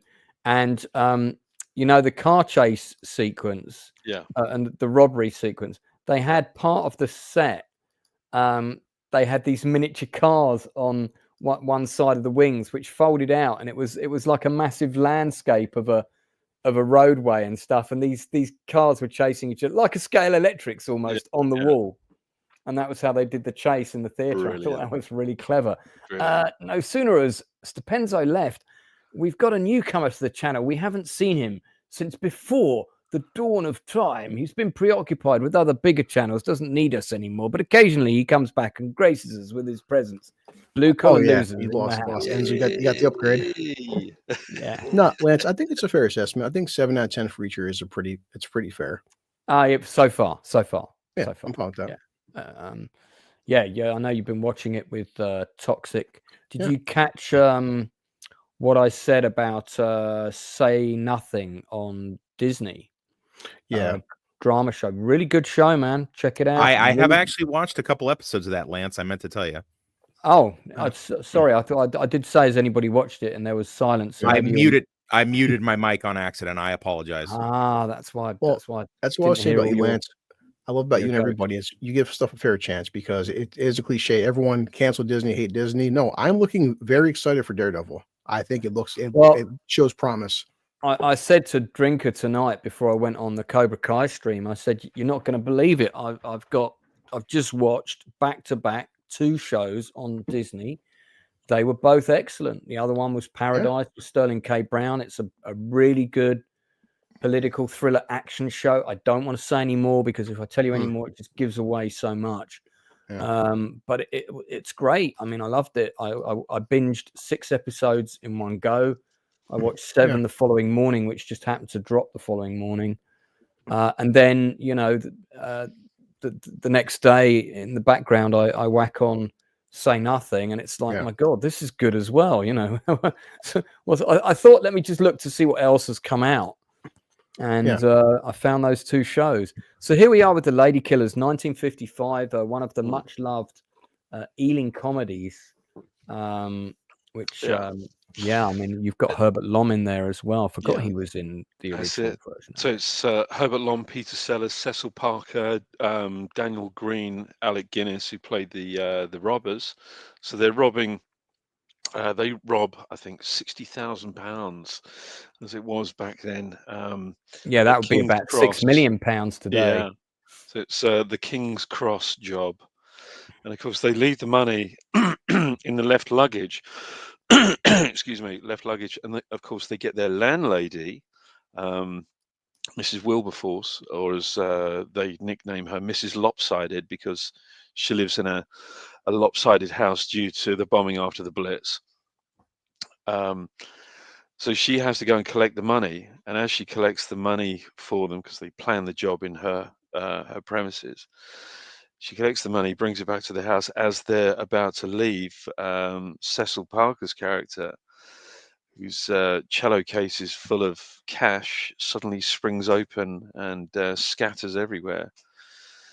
And of course, they all have to come back in, and they have to decide who's going to take care of little Mrs. Wilberforce. Of course, they draw straws, and they all meet their end. Let's just say in a very, very similar, but quite unusual and very, very funny way. Looking at this again, I mean, this has just had a 4K cleanup. It's not a restoration, so it's not gotten rid of any of the graininess or anything like that. But they've actually cleaned the neg up quite beautifully, and the color is quite magnificent, I think, in this film. I mean, it always was very, very good. These very, very vibrant but slightly muted colors. Yeah, it's the sort of early Technicolor movies have this very sort of rich, but at the same time quite soft. Yes, palette. yeah. It was and it's just incredible color, but incredible writing, incredible acting, an incredible piece of filmmaking. And as I said before, I'm not in the slightest bit surprised that this little British Ealing comedy is Martin Scorsese's favorite film, because it's absolutely one of mine, and has been since I was a young child, since I first saw this. I've been enamored with this since I was a kid, and I'm still equally as enamored with it now. It's slightly older. It's definitely a 10 out of 10 movie. Oh my goodness me, without yeah. doubt. Has anybody on the panel not seen it? Has anyone not seen The Lady Killers? I saw the remake with Tom Hanks. Oh my God! Forget that. Forget that. Don't even talk. Don't even talk to us about that. I had a feeling it would stir something, that movie. Yeah. So while we've been on air, news has just come in that Robert Orkey has passed away at the age of 51. If people don't know who Robert Orkey is, and I will freely admit I knew the name, but I had to quickly check, where do I know the name from?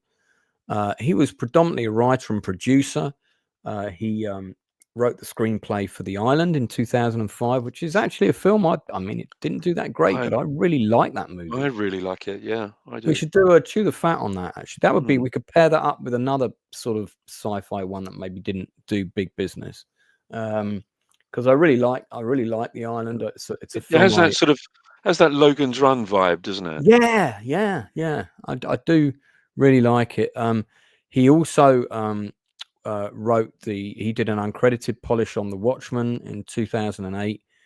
He co-wrote the reboot of Star Trek. He did Cowboys versus Aliens. He co-wrote Star Trek Into Darkness, The Amazing Spider-Man 2. Very much a sort of writer for hire to do uncredited rewrites, but also did write some fairly massive films. I will say that his earlier stuff is more my bag. He did Eagle Eye, which he produced, which I quite liked, and Mission Impossible 3, Legend of Zorro in 2005. So his earlier stuff, more my bag. But yeah, I mean, died of I think some sort of kidney infection or something. But, Toxic would be upset with me if I didn't mention at least one death on my stream. So you've been good about it lately, but you know. Yeah. Well, just to give him a proper shout out. So rest in peace.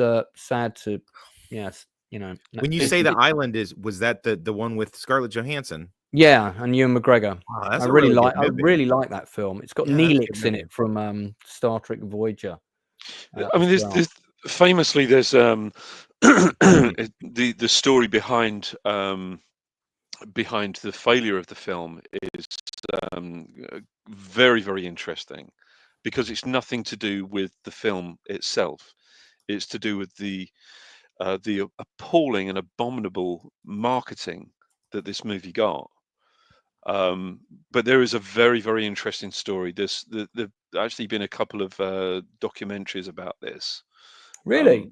Yeah. There are some documentaries that are about the failure of The Island, due to its, you know, this kind of lesson learned now of marketing, how not to market a movie. That was peak Scarlett Johansson hotness in that film, man. She is peak hotness. And I mean, you know, and I remember sort of Michael Bay was hit and miss. I think we'd had Pearl Harbor by this time. Yeah. So this is like 2007 or something. Yeah, I mean 2005. But by the way, I took 15 actors and I paid for all their tickets to see the opening night of Pearl Harbor at the Odeon Leicester Square, because I thought it was going to be good. And they were the cast of the Irish play that I talked about earlier. They were the second production cast. Okay. And I thought, you know what, to say thank you, because, you know, there wasn't, it was one of those productions where we didn't have a budget and shit. So, you know, and I thought I'm gonna treat them. So I paid for these cinema tickets for them. Said, look, and I said, we're doing a rehearsal in central London. I lied, got them all into central London, and said, guys, we're going to see a movie. This is my way of thanking you for your hard work. I took them to fucking see Pearl Harbor, and when we came out, what an insult! I was like, I'm so sorry. I'm so sorry, guys, but they were really nice about it. What did they do? Spit in your face? No, they were right about it, but it wasn't a good. It wasn't a good film. Everyone was trying to be polite, but that movie came out when I was in boot camp, and I literally got up and went back to kitchen detail in the middle of that movie, and I was like, you know what? I'll go peel potatoes. Like this this is trash. But you're talking about, to be clear, Pearl Harbor, not The Island. So The Island, I thought was a return to form, because I really liked it. No, The Island's good. The Island's it's weird that I didn't know until Inside Man just told me that it didn't do good. This came out while I was in Cuba, and we all had like the bootleg DVD, and we were like passing it around the barracks, and we're all watching it and digging it. And I was just like, yeah, this is pretty dope. I had no idea. This speed bike chase sequence was really well done for the time. I mean, Yeah. it was such a failure that it pretty much almost spelled the end of Michael Bay. Oh, look at her. Look at her. Yeah. Man. Yeah. Didn't spell the end of Scarlett Johansson, No. though, did it? Thank No, goodness. this probably was part and parcel getting her Black Widow, I'd imagine. I'd imagine they probably were like, this might be our Black Widow right here. No, sad part when Lou. this came out, everyone saw this and all the critics were like, you know what, this is probably Michael Bay's best film and it's his biggest bomb. So go figure. When the critics love it, Yeah. it bombs. When the critics hate it, Yeah. everything they hate, like Transformers, they're shit films, but they're box office juggernauts. This is a very good film. I'll defend It is this a very film. good film. And Yeah. and it tanked at the box office because especially like the scene with Michael Clark Duncan, his scenes when he's like, I don't want to die, that shit was Yeah. deep because Yeah. that's the premise of you are killing Yeah. these people. Mhm. It's like it's a Yeah, really good movie. that was actually that whole sequence was Especially pretty because they gut-wrenching. were cutting it to his chest and he woke up during the check because they messed up his anesthesia. And when he woke up, no, because remember the premise is, Yeah. oh, you're going to the promised land. It's all happy and go lucky. Yeah, No, yeah, they're yeah. harvesting you. Like and Yeah. Sean Bean's in it. It's a very good movie. Yeah, it is a very good movie. I mean, it is. There are similarities with Logan's Run. There is a Yeah. very, very close connection with Logan's Run. But like I say, the reason this movie really did tank is due to the marketing, and this has been the example that's held up by most of the Hollywood studios now as the example of how not to market a movie. Yeah. So this is really down to the marketing team of, I don't know which company was the distributor. Was it Fox, Universal, or Sony? Or I saw it. I I'm saw it in looking Empire Screen 1. Let's see. I remember Asher, but it was distributed by DreamWorks DreamWorks, and Warner Brothers. Warner in Brothers. Europe. There you go. Yeah. Warner Yeah. Brothers. Yep, Warner Bros. Yeah. DreamWorks, and the budget was 130 million. So the box Yeah. office was 160. Yeah. Yeah. Yeah. It also had. I didn't know there was a lawsuit. So there Over was what? there was a lawsuit. Copyright infringement lawsuit. That's right. Yeah, To create absolutely. the 1979 film Parts, the Clonus Horror. That's Wow, right. there you go. Absolutely. Oh, Yeah, wow. that's right. I Yeah, remember. now. DreamWorks attempted to have the suit dismissed, but a federal judge determined there was indeed a copyright infringement case to Yeah. be heard. Hmm. Yikes. And Yeah. scheduled the case to go to trial for February 2007, at which point DreamWorks settled for an undisclosed 7-figure sum. Wow. Yeah, I'll bet they did. Yeah. Yeah. So I wish I had some sort of film that I could wangle that settlement for. That would Yeah, I want to would see be somebody steal Slapdash from me, and then I can go get the money. yeah, you know. So I thought Sean Bean was a good good villain in this movie. I give this movie a solid 8.5 out of 10. Oh yeah, I definitely want to Yeah. rewatch it at some point because I've defended this movie since it came out. I saw this in theaters, like, and even the scene people say Michael Bay, no one can cut a car in half like Michael Bay. That one scene with Right. that big wheel cuts the car right in half. It's like, oh shit. Yeah, the scene where all those pipes and things are falling off the back Yeah. of that whole chase sequence was really well done, That, man. that right there, yup, man. Yeah. Rest in peace. Yeah, really did like it. Yeah, Michael Clark Duncan, what a shame. He was my 51 friend years- Sherry, who worked on Scorpion Yeah. King with him, said he was a really Hey. nice guy. That was the first Kingpin.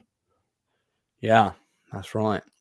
And it's quite funny as well when you meet like the other Ewan McGregor character in real life, and he's like Yeah. he's just a rich boy dick, isn't he? He's just like an Yeah. awful person. Damon Honsu is really great in this film. This was one of the He's first always things great. I'd seen him in, I think, since Yeah. Amistad. He'd done Amistad, yeah, and then good point. I hadn't seen him for a while, and then I think this was the next thing I saw him in after Amistad. But he's really great in this. I'm glad to see him. Oh, that scene is horrible. Mm. You know, this would be early CGI as well, with these kind of ball Oh, things definitely. that go in the eyeball. Oh my god, yeah, that was pretty horrendous. Yeah, good movie. It is a good movie. Very What would good you give it movie. out of 10, Blue? Man, that's a solid 8. Yeah, Yeah. yeah. Yeah, it is. I think it's an easy 8. It is a very, very good film. It's You know what would be a good pairing for this? You could review this, and you could review Coma together. Yeah. Because they're both Yeah. about harvesting organs Absolutely, and yeah. body replacements and shit. And that is a very good film. Coma's a That's a great very good movie film, based yeah. on the book, isn't it? By Yes, it is. your Jurassic Park guy. Yeah. Michael Michael Crichton. Crichton. Yeah, Michael Crichton. Yeah, it's such a good book with Michael. Yeah. Good film with Michael Douglas and Yeah. Genevieve Bujold. Bujold, And I remember one of the things I really liked about that movie was Michael Douglas's character becomes the hero in that film really late.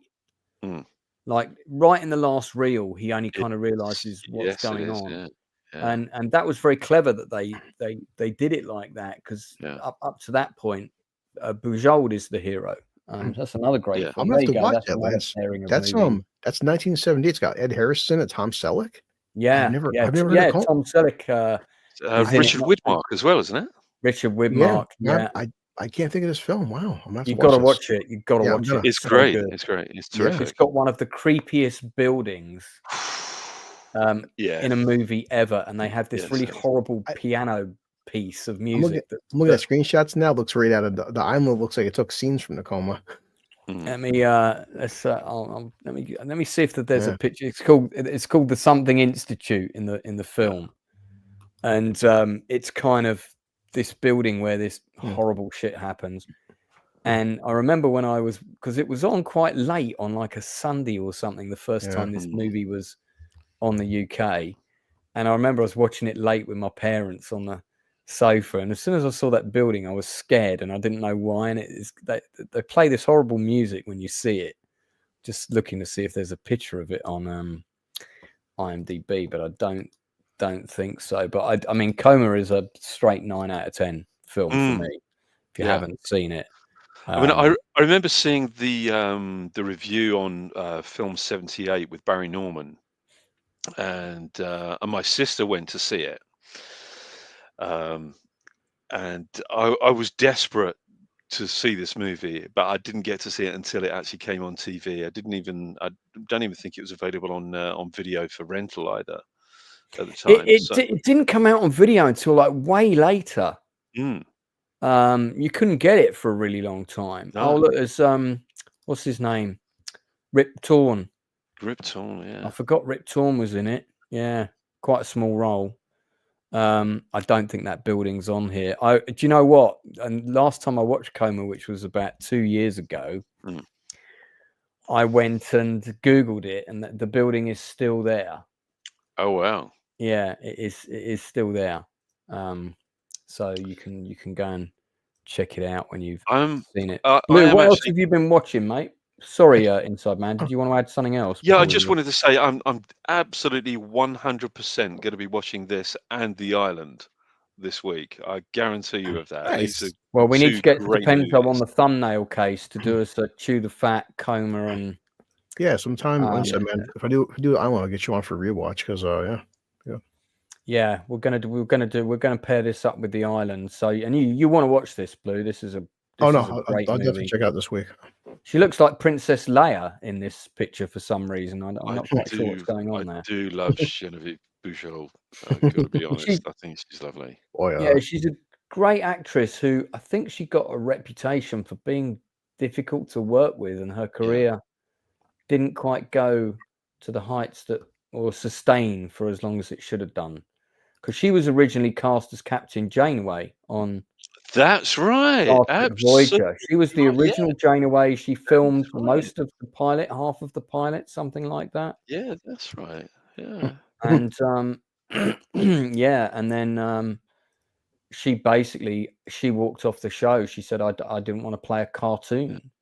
Yeah. It's a shame because I think I like Kate Mulgrew, but I think she would have made a really good captain, and I think she is class. She's really she gives everything that she's in that touch of class, including Dead Ringers as well. I thought she was. Thanks a lot, Sir Boy of Lard. Really appreciate you tuning in, mate. It's always nice to see new names in the chat. Common people. Peak Scarlett Johansson. Yeah, that definitely is true where The Island is concerned, of course. I'm sure she was born when Coma came out. Great stuff. Blue, have you seen anything else you want to recommend? before we start to wrap I'm up? not sure if I recommend it, but me and Toxic covered this film. I got a pour drink called The Monkey. Oh God. Oh, well, funnily enough, the monkey is on the banner scrolling past. Oh boy. Oh God. So we'll I mean, this may not be a recommendation, this may be a warning. We do warn you off things occasionally. We try to focus on Everybody has films that are just they're stupid. They're objectively horrible films, and probably because I was drinking in a theater, I laughed way harder than I should have. Now, is it this one with the tagline "Everybody dies and that's fucked up"? Probably, yeah. I mean, it works because it looks like Yeah. the monkey a bit on our thing. Okay, Yeah. talk to us. It's basically like, what if Final Destination was a horror comedy?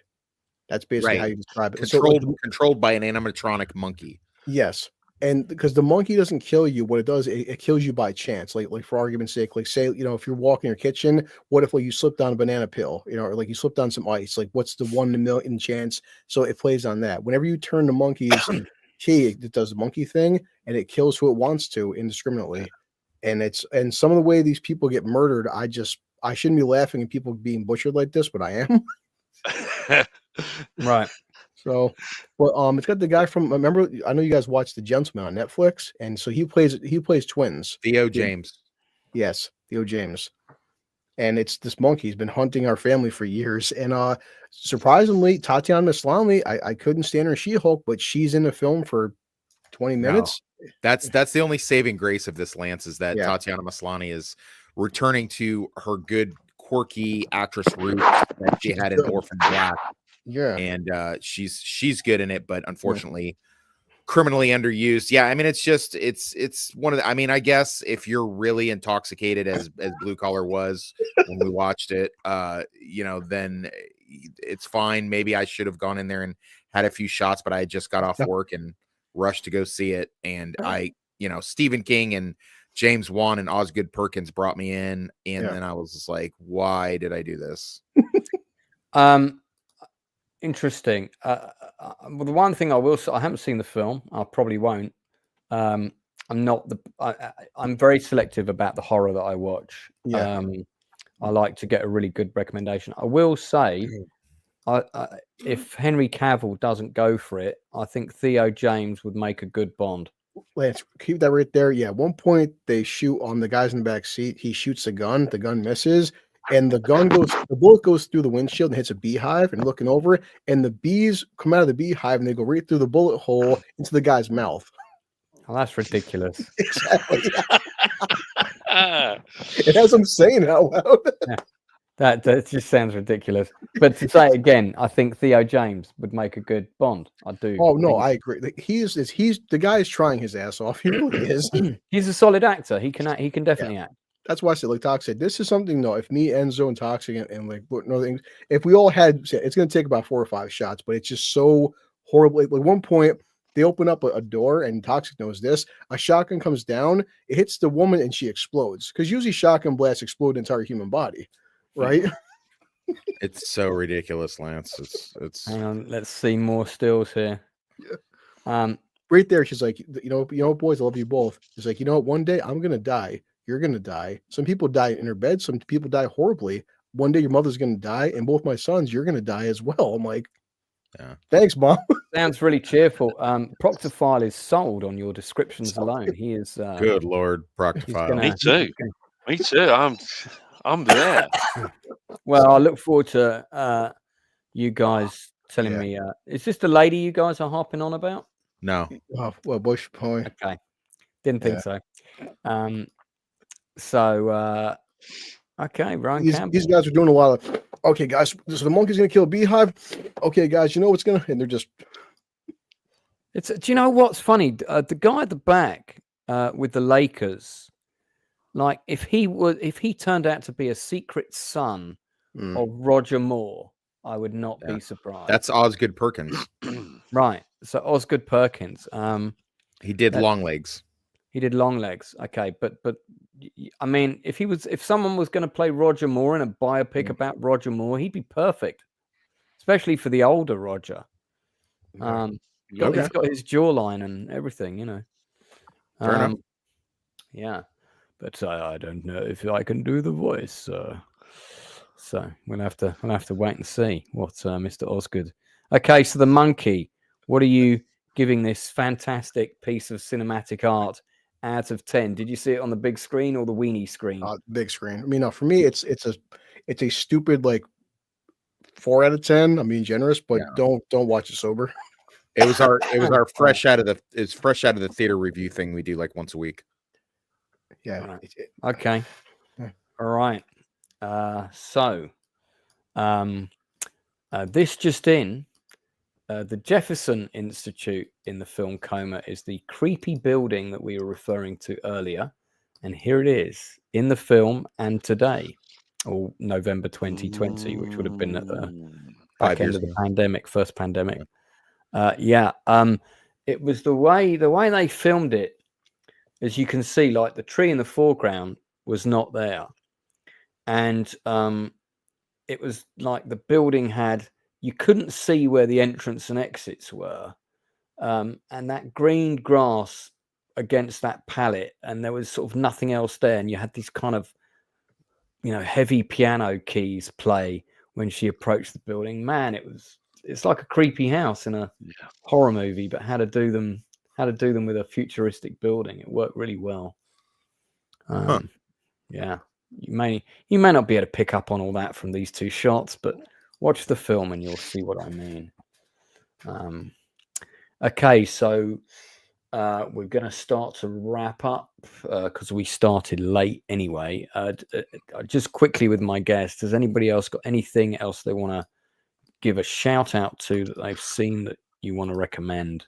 Well, I did. Look, it's I don't like 80s movies. As you've told us numerous times when you're about to recommend an 80s movie. I loathe 80s movies, but I managed to find one that I actually like among all the other among the other 72 that you've liked. Yeah. Tell us. Yeah. Which 80s movie is this? I actually rewatched with Nell and I. That's I mean, God, we could talk for another hour about that. So I don't know if Toxic and Blue will have seen it. It's considered to be an absolute classic of a film. I think what we'll do is we'll show you, if I can get the sound to behave, we'll show you the trailer for it. Give me some booze. It might get copyright flagged, but as we're running towards the end of the show, mute the volume on it, and you won't. No, I'm gonna play it. It's an old film. Okay. It might not get copyright flagged. You guys can see what you think of it. 13 million Londoners have to wake up to this, and murder, and Albrian, and rape. I'm sitting in this bloody shack, and I can't cope with this. I must be out of my mind. I must go home at once and discuss his problems in depth. I think we've been in here too long. I feel unusual. I think we should go outside.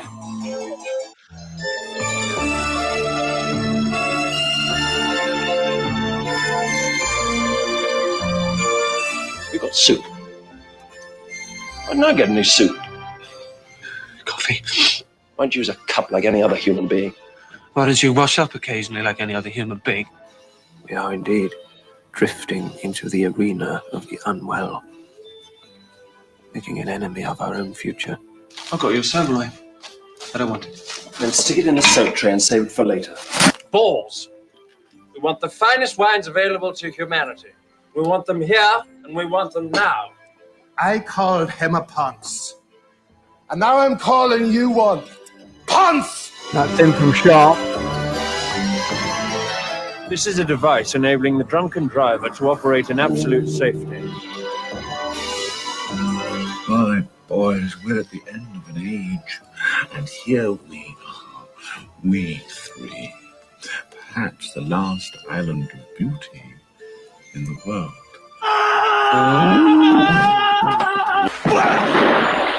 Please stop! We've gone on holiday by mistake. What do you want? I'm a friend of Montague Wizard's. Bitch hung up on me.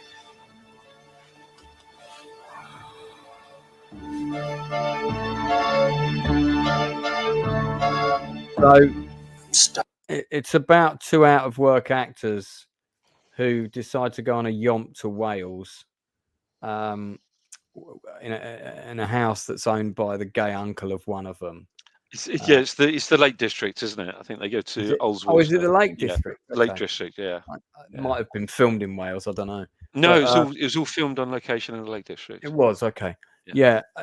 That trailer is not a great trailer. I'll be honest. What?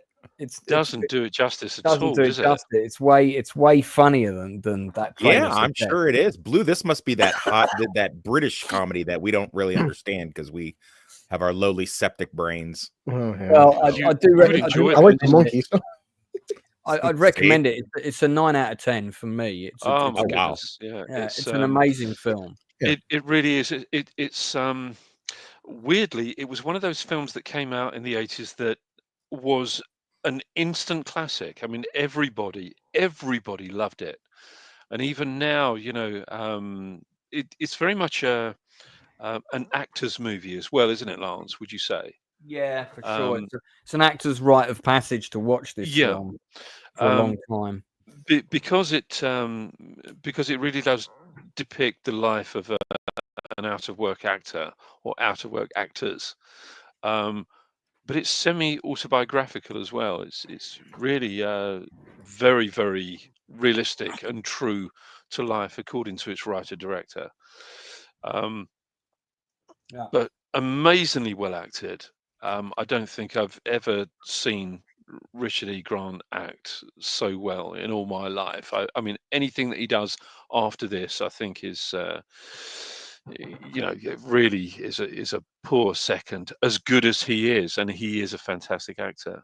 Well, this was the film that broke started him. both his and Paul McGann's careers. Yes, really, it wasn't was. Yeah. But yeah, I mean, it broke both of them. But I mean, he plays the most incredible alcoholic, and he's a teetotaler. That scene when they're in the cake shop and go, "I demand to have fine wines and cake," is really, really funny. And the bit in the pub where he says, I just come from the men's toilets and the guy called me a ponce. What fucker said that? Yeah, and he turns around and this massive Irishman is coming towards him. He's got a lump of pork pie stuck in his teeth. But what does that mean? What does ponce mean? Gay. Oh, Slang for it was slang gay. for gay in the late 60s. This is one of the prisoners from Alien 3 who plays a kind of hippie. Chill out, man. Yeah. Like my god! In fact, there's two from Alien 3. Obviously, there's Paul McGann from. Paul McGann was in Alien 3 as well, wasn't he? Yeah. But Ralph Brown's character Danny is incredible as their drug dealer. Yeah. What is it? He says that he goes, "If I medicine you, you'd think a brain tumor was a birthday present. If I if I spike you, man, you'll know you've been spoken to." It's just a brilliant character. One of the great British characters in a good British comedy movie.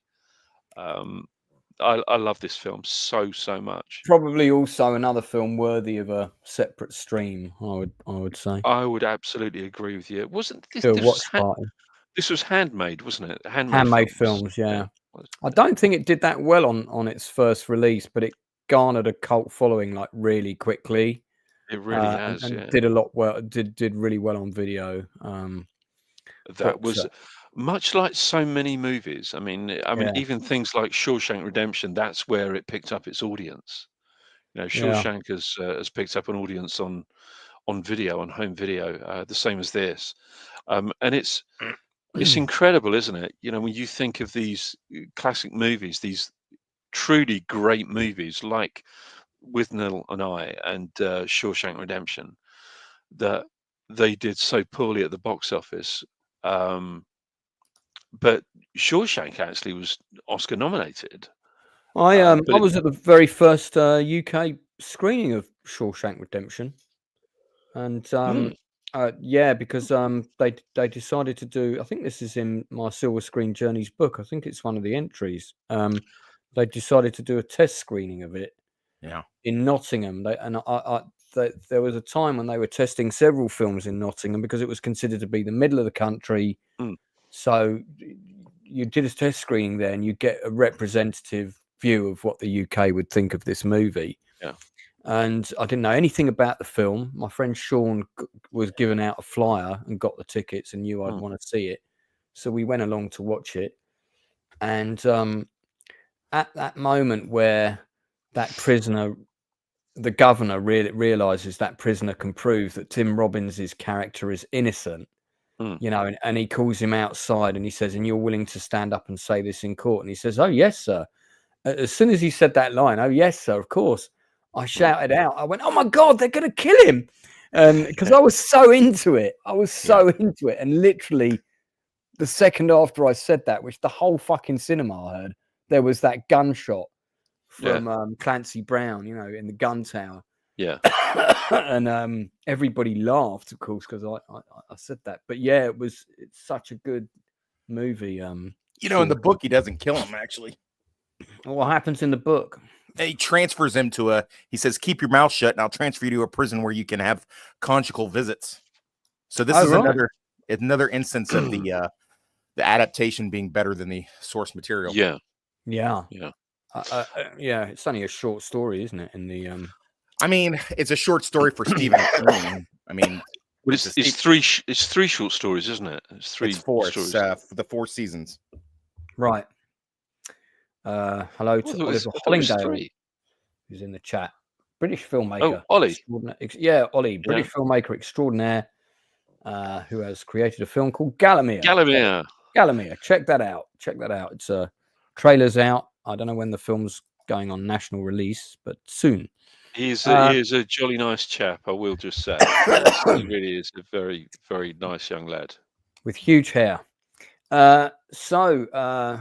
Just say also, do check out Rachel Percy's art. Yes, that's Uncle Vernon from the Harry Potter films. You are correct. Actually, Lance, can I just interrupt? There was something that I heard on one of your streams a while back about. Was it that I've got a book coming out? It was Lance, you did a book? You never did. I did. I've got a book. Yeah, go on. What it was, you mentioned something about a screening of Aliens at the Odeon Marble Arch. Yeah, were you there? The funny thing is, I knew somebody at a company called Dennis Davidson Associates, or DDA. They were based in Soho Square, and they used to do all of the publicity for 20th Century Fox. So my friend who worked at DDA, she got me some tickets for a special screening of Aliens at the Odeon Marble Arch. And yes, I was there. So I was there at the same time as you, not knowing that you were actually there at this special screening. Were you upstairs? Were you upstairs or downstairs? I was downstairs. Yeah, I was. We had tickets for the Circle upstairs, which at the Odeon Marble Arch was actually, because of the size of the screen. Yeah. Unlike at the Odeon Leicester Square, was the better place to sit. You know. Yeah. Although I sat downstairs subsequent to that. Because it was the largest at that time. It was actually the largest screen in Europe. It had a 40-foot drop. It was 40-foot high, that screen. It was I'm going to see if we can. High.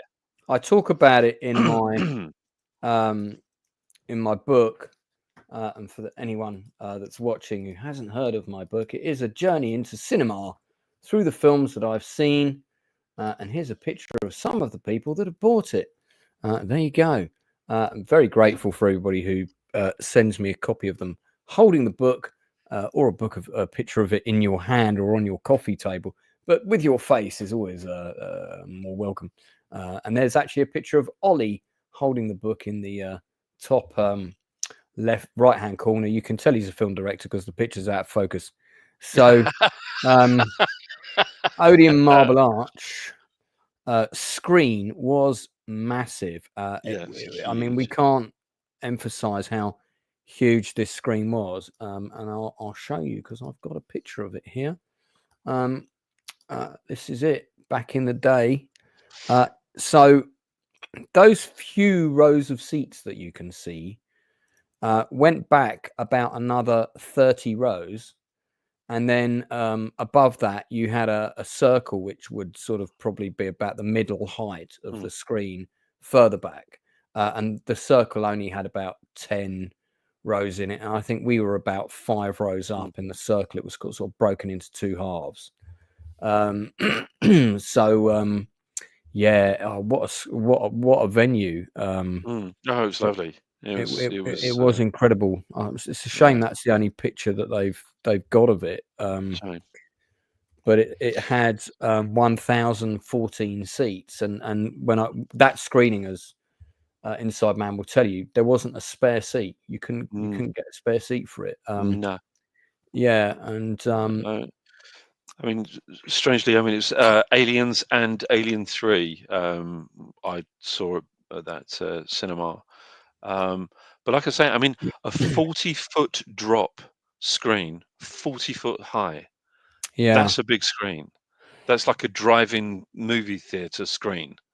It's huge, enormous. yeah, it was massive. I've got a slightly different photo of it here, which, I mean, it's one of those pictures where the curve has been a little bit forced perspective.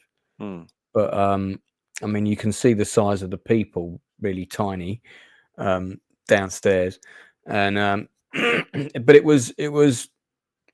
always struck me that it was when you were sitting there, the screen didn't feel curved because it was so wide, and of course, if you were sensible, you sat in the middle. And it was one of those screens where you had to look left and right when you were watching the film because the image was so massive. That's why sitting in the circle was slightly better because you were further up and you could comfortably see the whole thing. But it was a great cinema to see like really big movies wonderful. in. I saw Total Recall here. Oh, did you? I saw the opening night of RoboCop here. Aliens.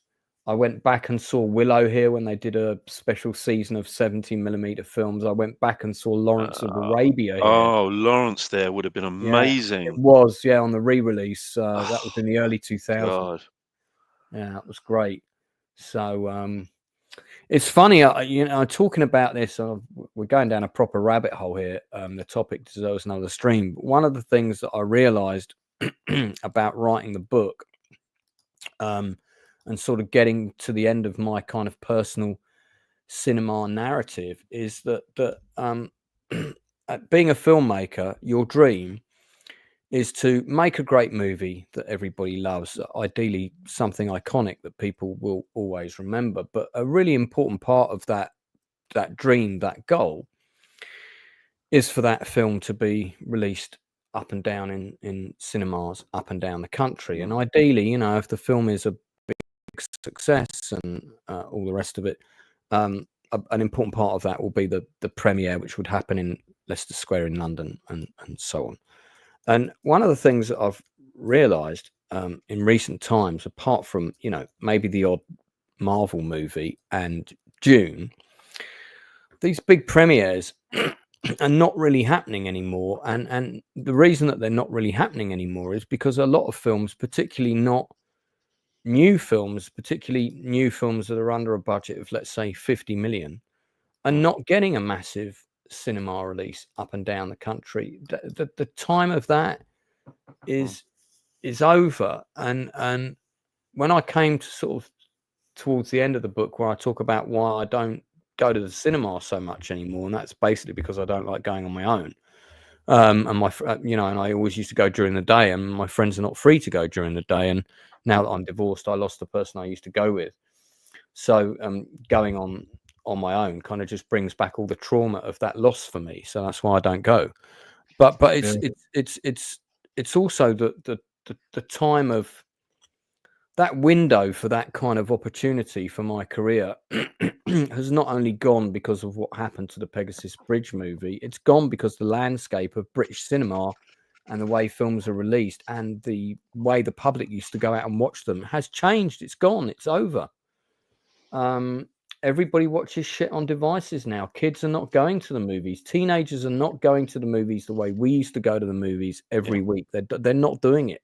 It's great that there's people like Chris that are taking his kids. And I'm taking my friends' kids to go and see films at the Prince Charles to see older movies the way they should be seen. Thank God we've got those institutions. But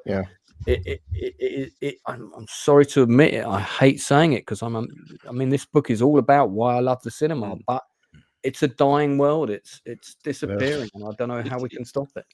Because it was, it was, as I think I mentioned it on Sunday after the stream. Chris and I were talking, and it's really, it was a ritual, wasn't it? There's something ritualistic about definitely going to the cinema. It's an event. It's not just watching a movie. This is an entire night out. This is a proper event. You're going to do something. You're watching a movie. You're sitting down. You're excited. You'll have that shared experience with a group of other people.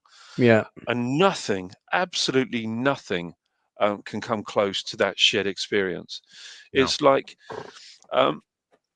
Can you imagine going to a gig or a musical festival, and you're watching somebody on stage, and there's nobody else there apart from the band? Although in some circumstances, some people might actually like that, but you have to have that shared experience. That's what makes cinema so special. I agree. And that's also what makes watching movies with other people so special as well. We enjoy a shared experience. Some of the best times that I've had in a movie theater, not like Lance, I used to work at one, but unlike Lance, not nearly as long, and I didn't do anything that important. I just worked in the booth and occasionally helped out at concessions. But it's one of those things where I remember watching Terminator 2 and people literally the whole audience gasping when the T-1000 does his first little trick, and watching Young Guns 2, and when Billy comes out and says, best dollar he had ever spent when he kills Bob Ollinger, the crowd erupting in laughter. I'm so sad that I was sequestered away and didn't get to see the last couple of Marvel cinema, once in the phase, the last good phase before Endgame and Infinity War. I'm so sad about that because I feel like I do watch it on YouTube. I watch crowd reactions to Cap picking up the hammer and stuff. But I tell Blue, even when Blue and I watch something that obviously I decidedly don't care for, I don't ever begrudge going to the cinema because I love being there. I love I like the pre-show stuff. I like being in the dark, watching the cinema. I do like some of the stuff that they've changed that I do like. The seats were always uncomfortable, and now the seats are luxurious and awesome, even in a small theater. What I don't like is them making you pick your assigned seat before you get there.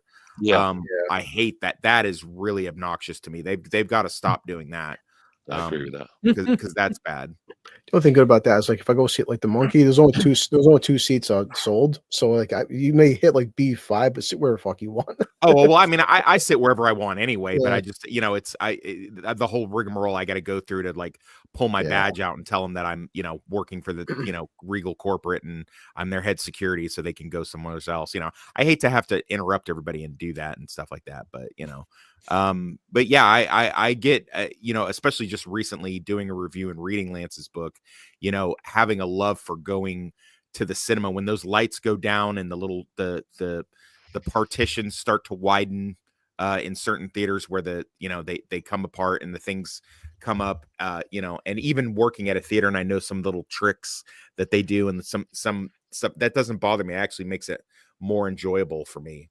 So I just wish they had more content out. I wish they'd do more things. It was such a shame that the Grindhouse double feature didn't didn't hit, because I can go to the movies if I have a day off, and Blue has done this too. Like, I'll go to the movies. I'll spend all day at the movies if there's enough stuff for me to watch. Oh, definitely. Yeah. This is a great photo of the upper balcony section at the Odeon Marble Arch. So you can see there were two sections of seats. This is quite an old photo, but it still had the same capacity. And see, there's a partition here. So Inside Man would have been in the seats down here somewhere watching Alien. And we were literally just past the barrier, just probably around here, right in the middle. And Cameron and Gail Ann Hurd were right in the middle row at the back. So they would have been about really? Yeah, she told me. Yeah, because that screening was set up especially so they could see the first public reaction. Really? It was the first screening to a public audience anywhere in the world. Wow. It was before, because Aliens was released the world over. Yeah. On the same date. It was rare. It was released in America and UK at the same time. But that screening at the Marble Arch, I think, was about 2 weeks before it came out in UK release, something like that. It wasn't the Thursday before the release on the Friday. It was I think it was 1 week. It might have been 1 week earlier. I can't remember.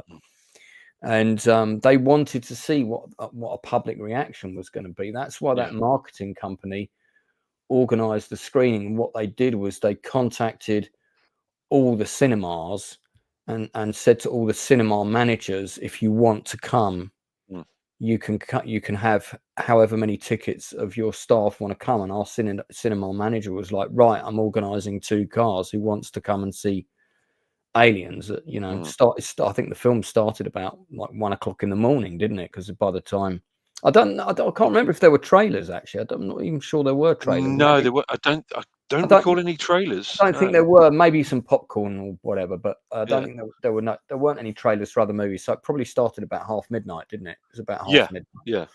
Yeah. And so I remember it coming out about 3, and me getting home about 4 o'clock in the morning. Yeah, it was. See, I remember.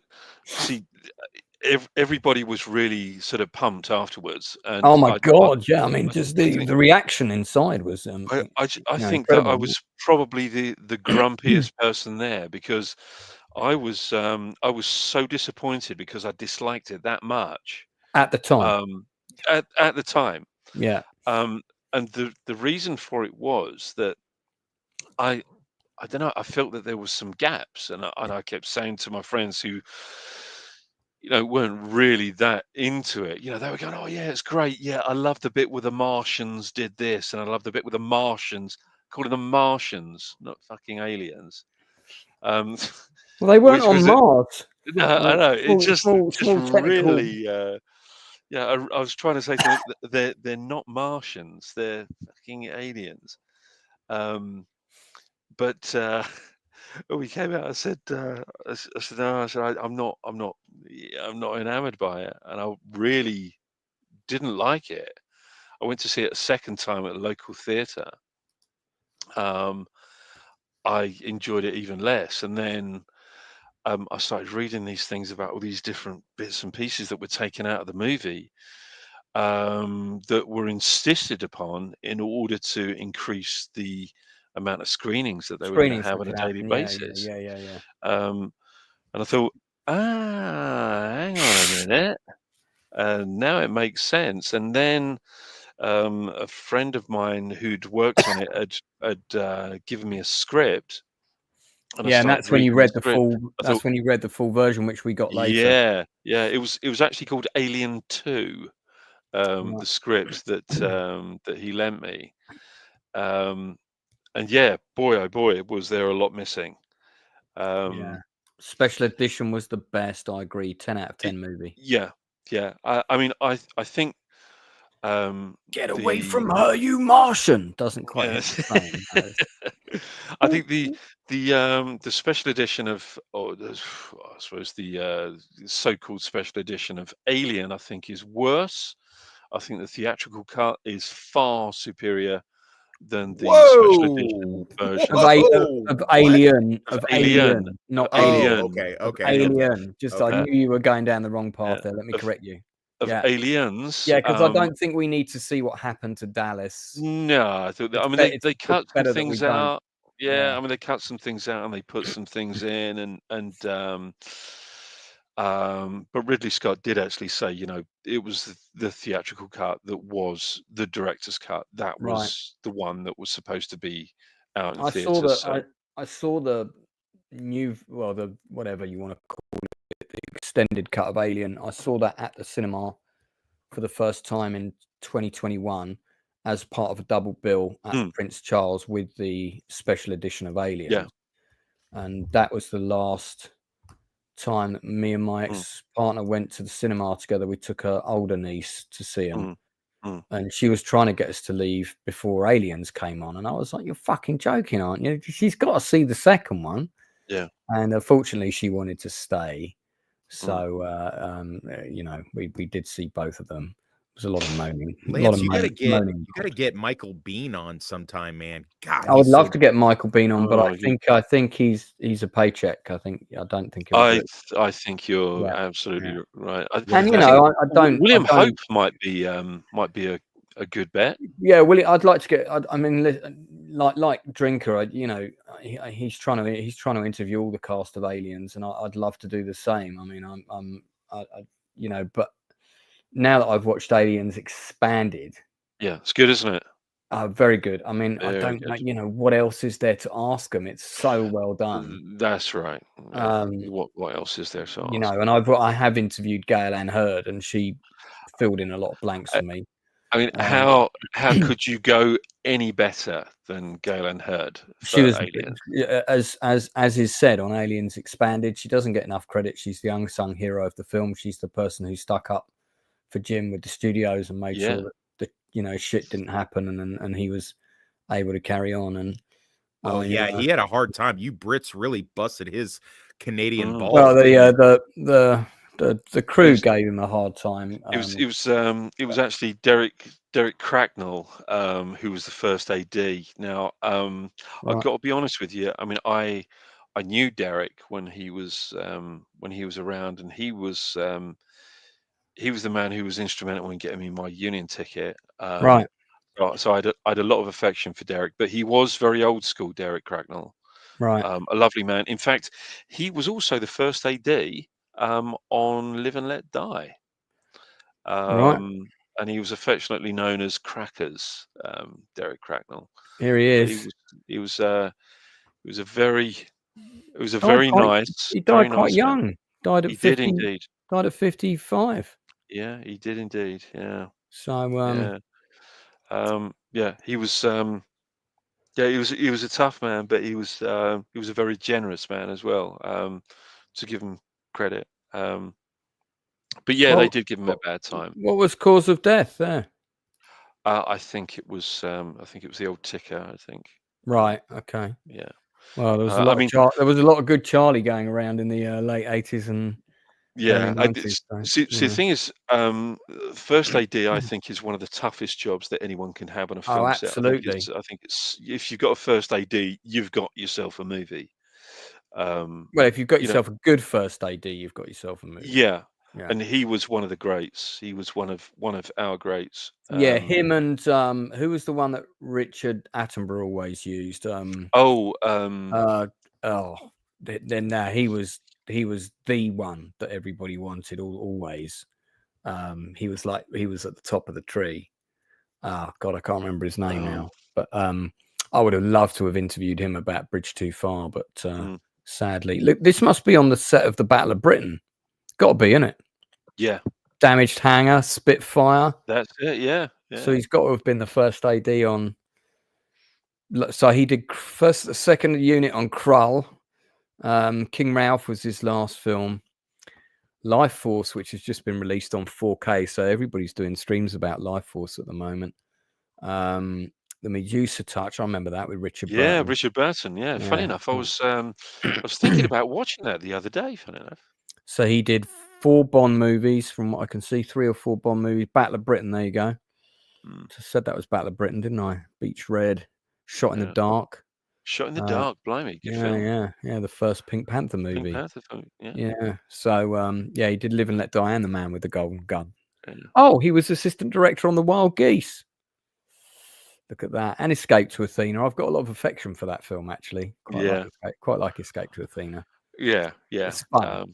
Yeah, and in fact, there's a lot of the crew from Escape to Athena that were actually on A Bridge Too Far as well. I mean, John Richardson, for one, who's special effects supervisor as well. Of our American guests, have you seen Escape to Athena? No, sorry. Telly Savalas. I think Telly Savalas does the most amazing dance at the end, and it's one of Lalo Schifrin's masterpiece soundtracks as well. Do you know what? It's a disco. It's a fun movie. It's a World War II action heist romp. Yeah. With Roger Moore doing an entertaining German accent. Yeah. David Niven. David Niven's great in it. Stephanie Powers, Claudia Canali. So you've actually got 2 Bonds and a Blofeld in there. You have, yeah. You got two Bonds, 2 Bonds and a Blofeld. Yeah, that's a title for a book. Plus Elliot Gould. Sounds like the start of a joke, doesn't it? Yeah, it does. Hey, Lance, I'm gonna go ahead and dip, man. Is that okay? I was gonna say we've gone down enough rabbit holes, so we're gonna end it there. Tox, did you want to plug anything before we yes, please, just real quick, if anyone hasn't already subscribed to the Eclectic Goat, she does book versus film reviews.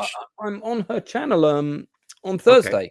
God, I should plug her. Sorry, yeah. She also does interviews, and she was kind enough to invite me onto her channel after seeing some of my Consider the Source, and said, I think we do something similar. I'd like to talk about it. And I said, only if you pick something that we can disagree on, because it'll play better. And so she picked Hannibal because I prefer the movie to the book. And we had a nice little discussion, and I thought it was pretty good. Fantastic. Smart lady.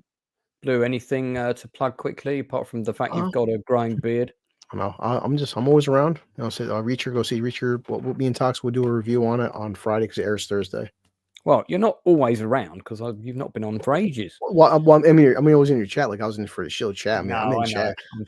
I'm just teasing. I know you've got extra work and whatnot to do. So don't forget, tomorrow at 8:00 we have the casting director Sharon Sorrentino coming on. As you can see, there's the poster, one of the posters for my film. I like that poster actually for The Journey. She was the casting director on many a play of mine, but has also worked in film and television. Casting seasons of Strike Back, Call the Midwife, and various other things. So we're going to be talking to her tomorrow. So particularly of interest to anyone who's into acting. Then Inside Man, if you're available, I'd quite like you to co-host this with me the following week. We have Wayne Byrne is coming back on the channel. Yes. He's got a new book out called You Can't Kill the Boogeyman, which is about the ongoing Halloween saga, all 13 movies and counting, talking about the production behind them. He's friends with a number of the crew, including the DOP of one film who's actually already been on my channel. So I've had him on for an interview as well. That interview happened because of Wayne. In fact, I think 4 of my interviews have happened because of contacts Wayne has given me. So really nice man. So that's the following week. So I've got 2 great industry interviews lined up. Hopefully more of those to come in the weeks ahead. So so that's it from us. We kind of went down a couple of rabbit holes there, but the Nielsen ratings is normally at 10 p.m. every Tuesday.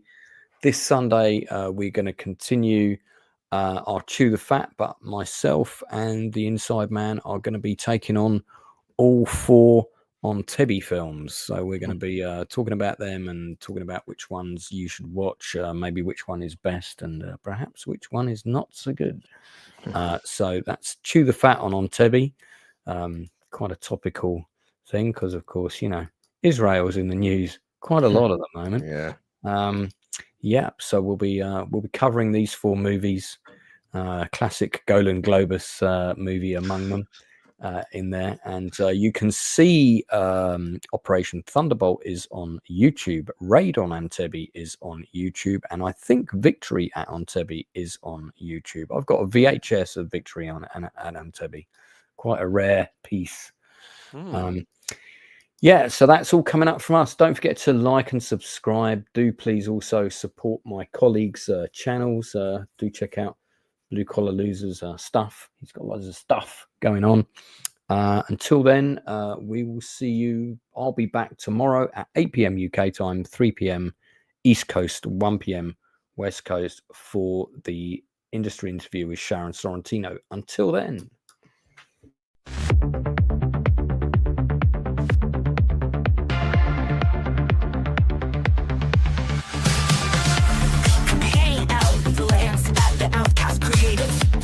Misfits and dreamers getting innovative.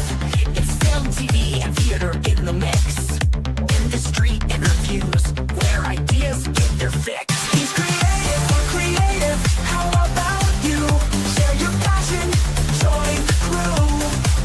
At Outcast, creative, we're breaking through. Hang with Lance and the Outcast crew. Hang with Lance and the Outcast crew.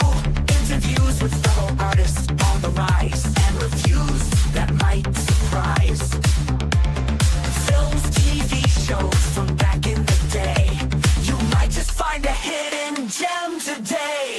He's creative, we're creative. How about you? Share your passion, join the crew. At Outcast, creative, we're breaking through. Hang with Lance and the Outcast crew. Hang with Lance and the Outcast crew. Makers, comic book creators, stand up proud. Actors, musicians, board game designers, be loud. At Outcast Creative, amazing's the word. He even interviewed the legend, Galen Hurd. He's creative, we're creative. How about you? Share your passion, join the crew. At Outcast Creative, we're breaking through. Hang with Lance and the Outcast crew. Hang with Lance and the Outcast crew. So come along, take a chance. Join the Outcast, hang with Lance. Bring your vision, your art, your flair. At Outcast Creative, there's always room to share. Hang with Lance and the Outcast crew.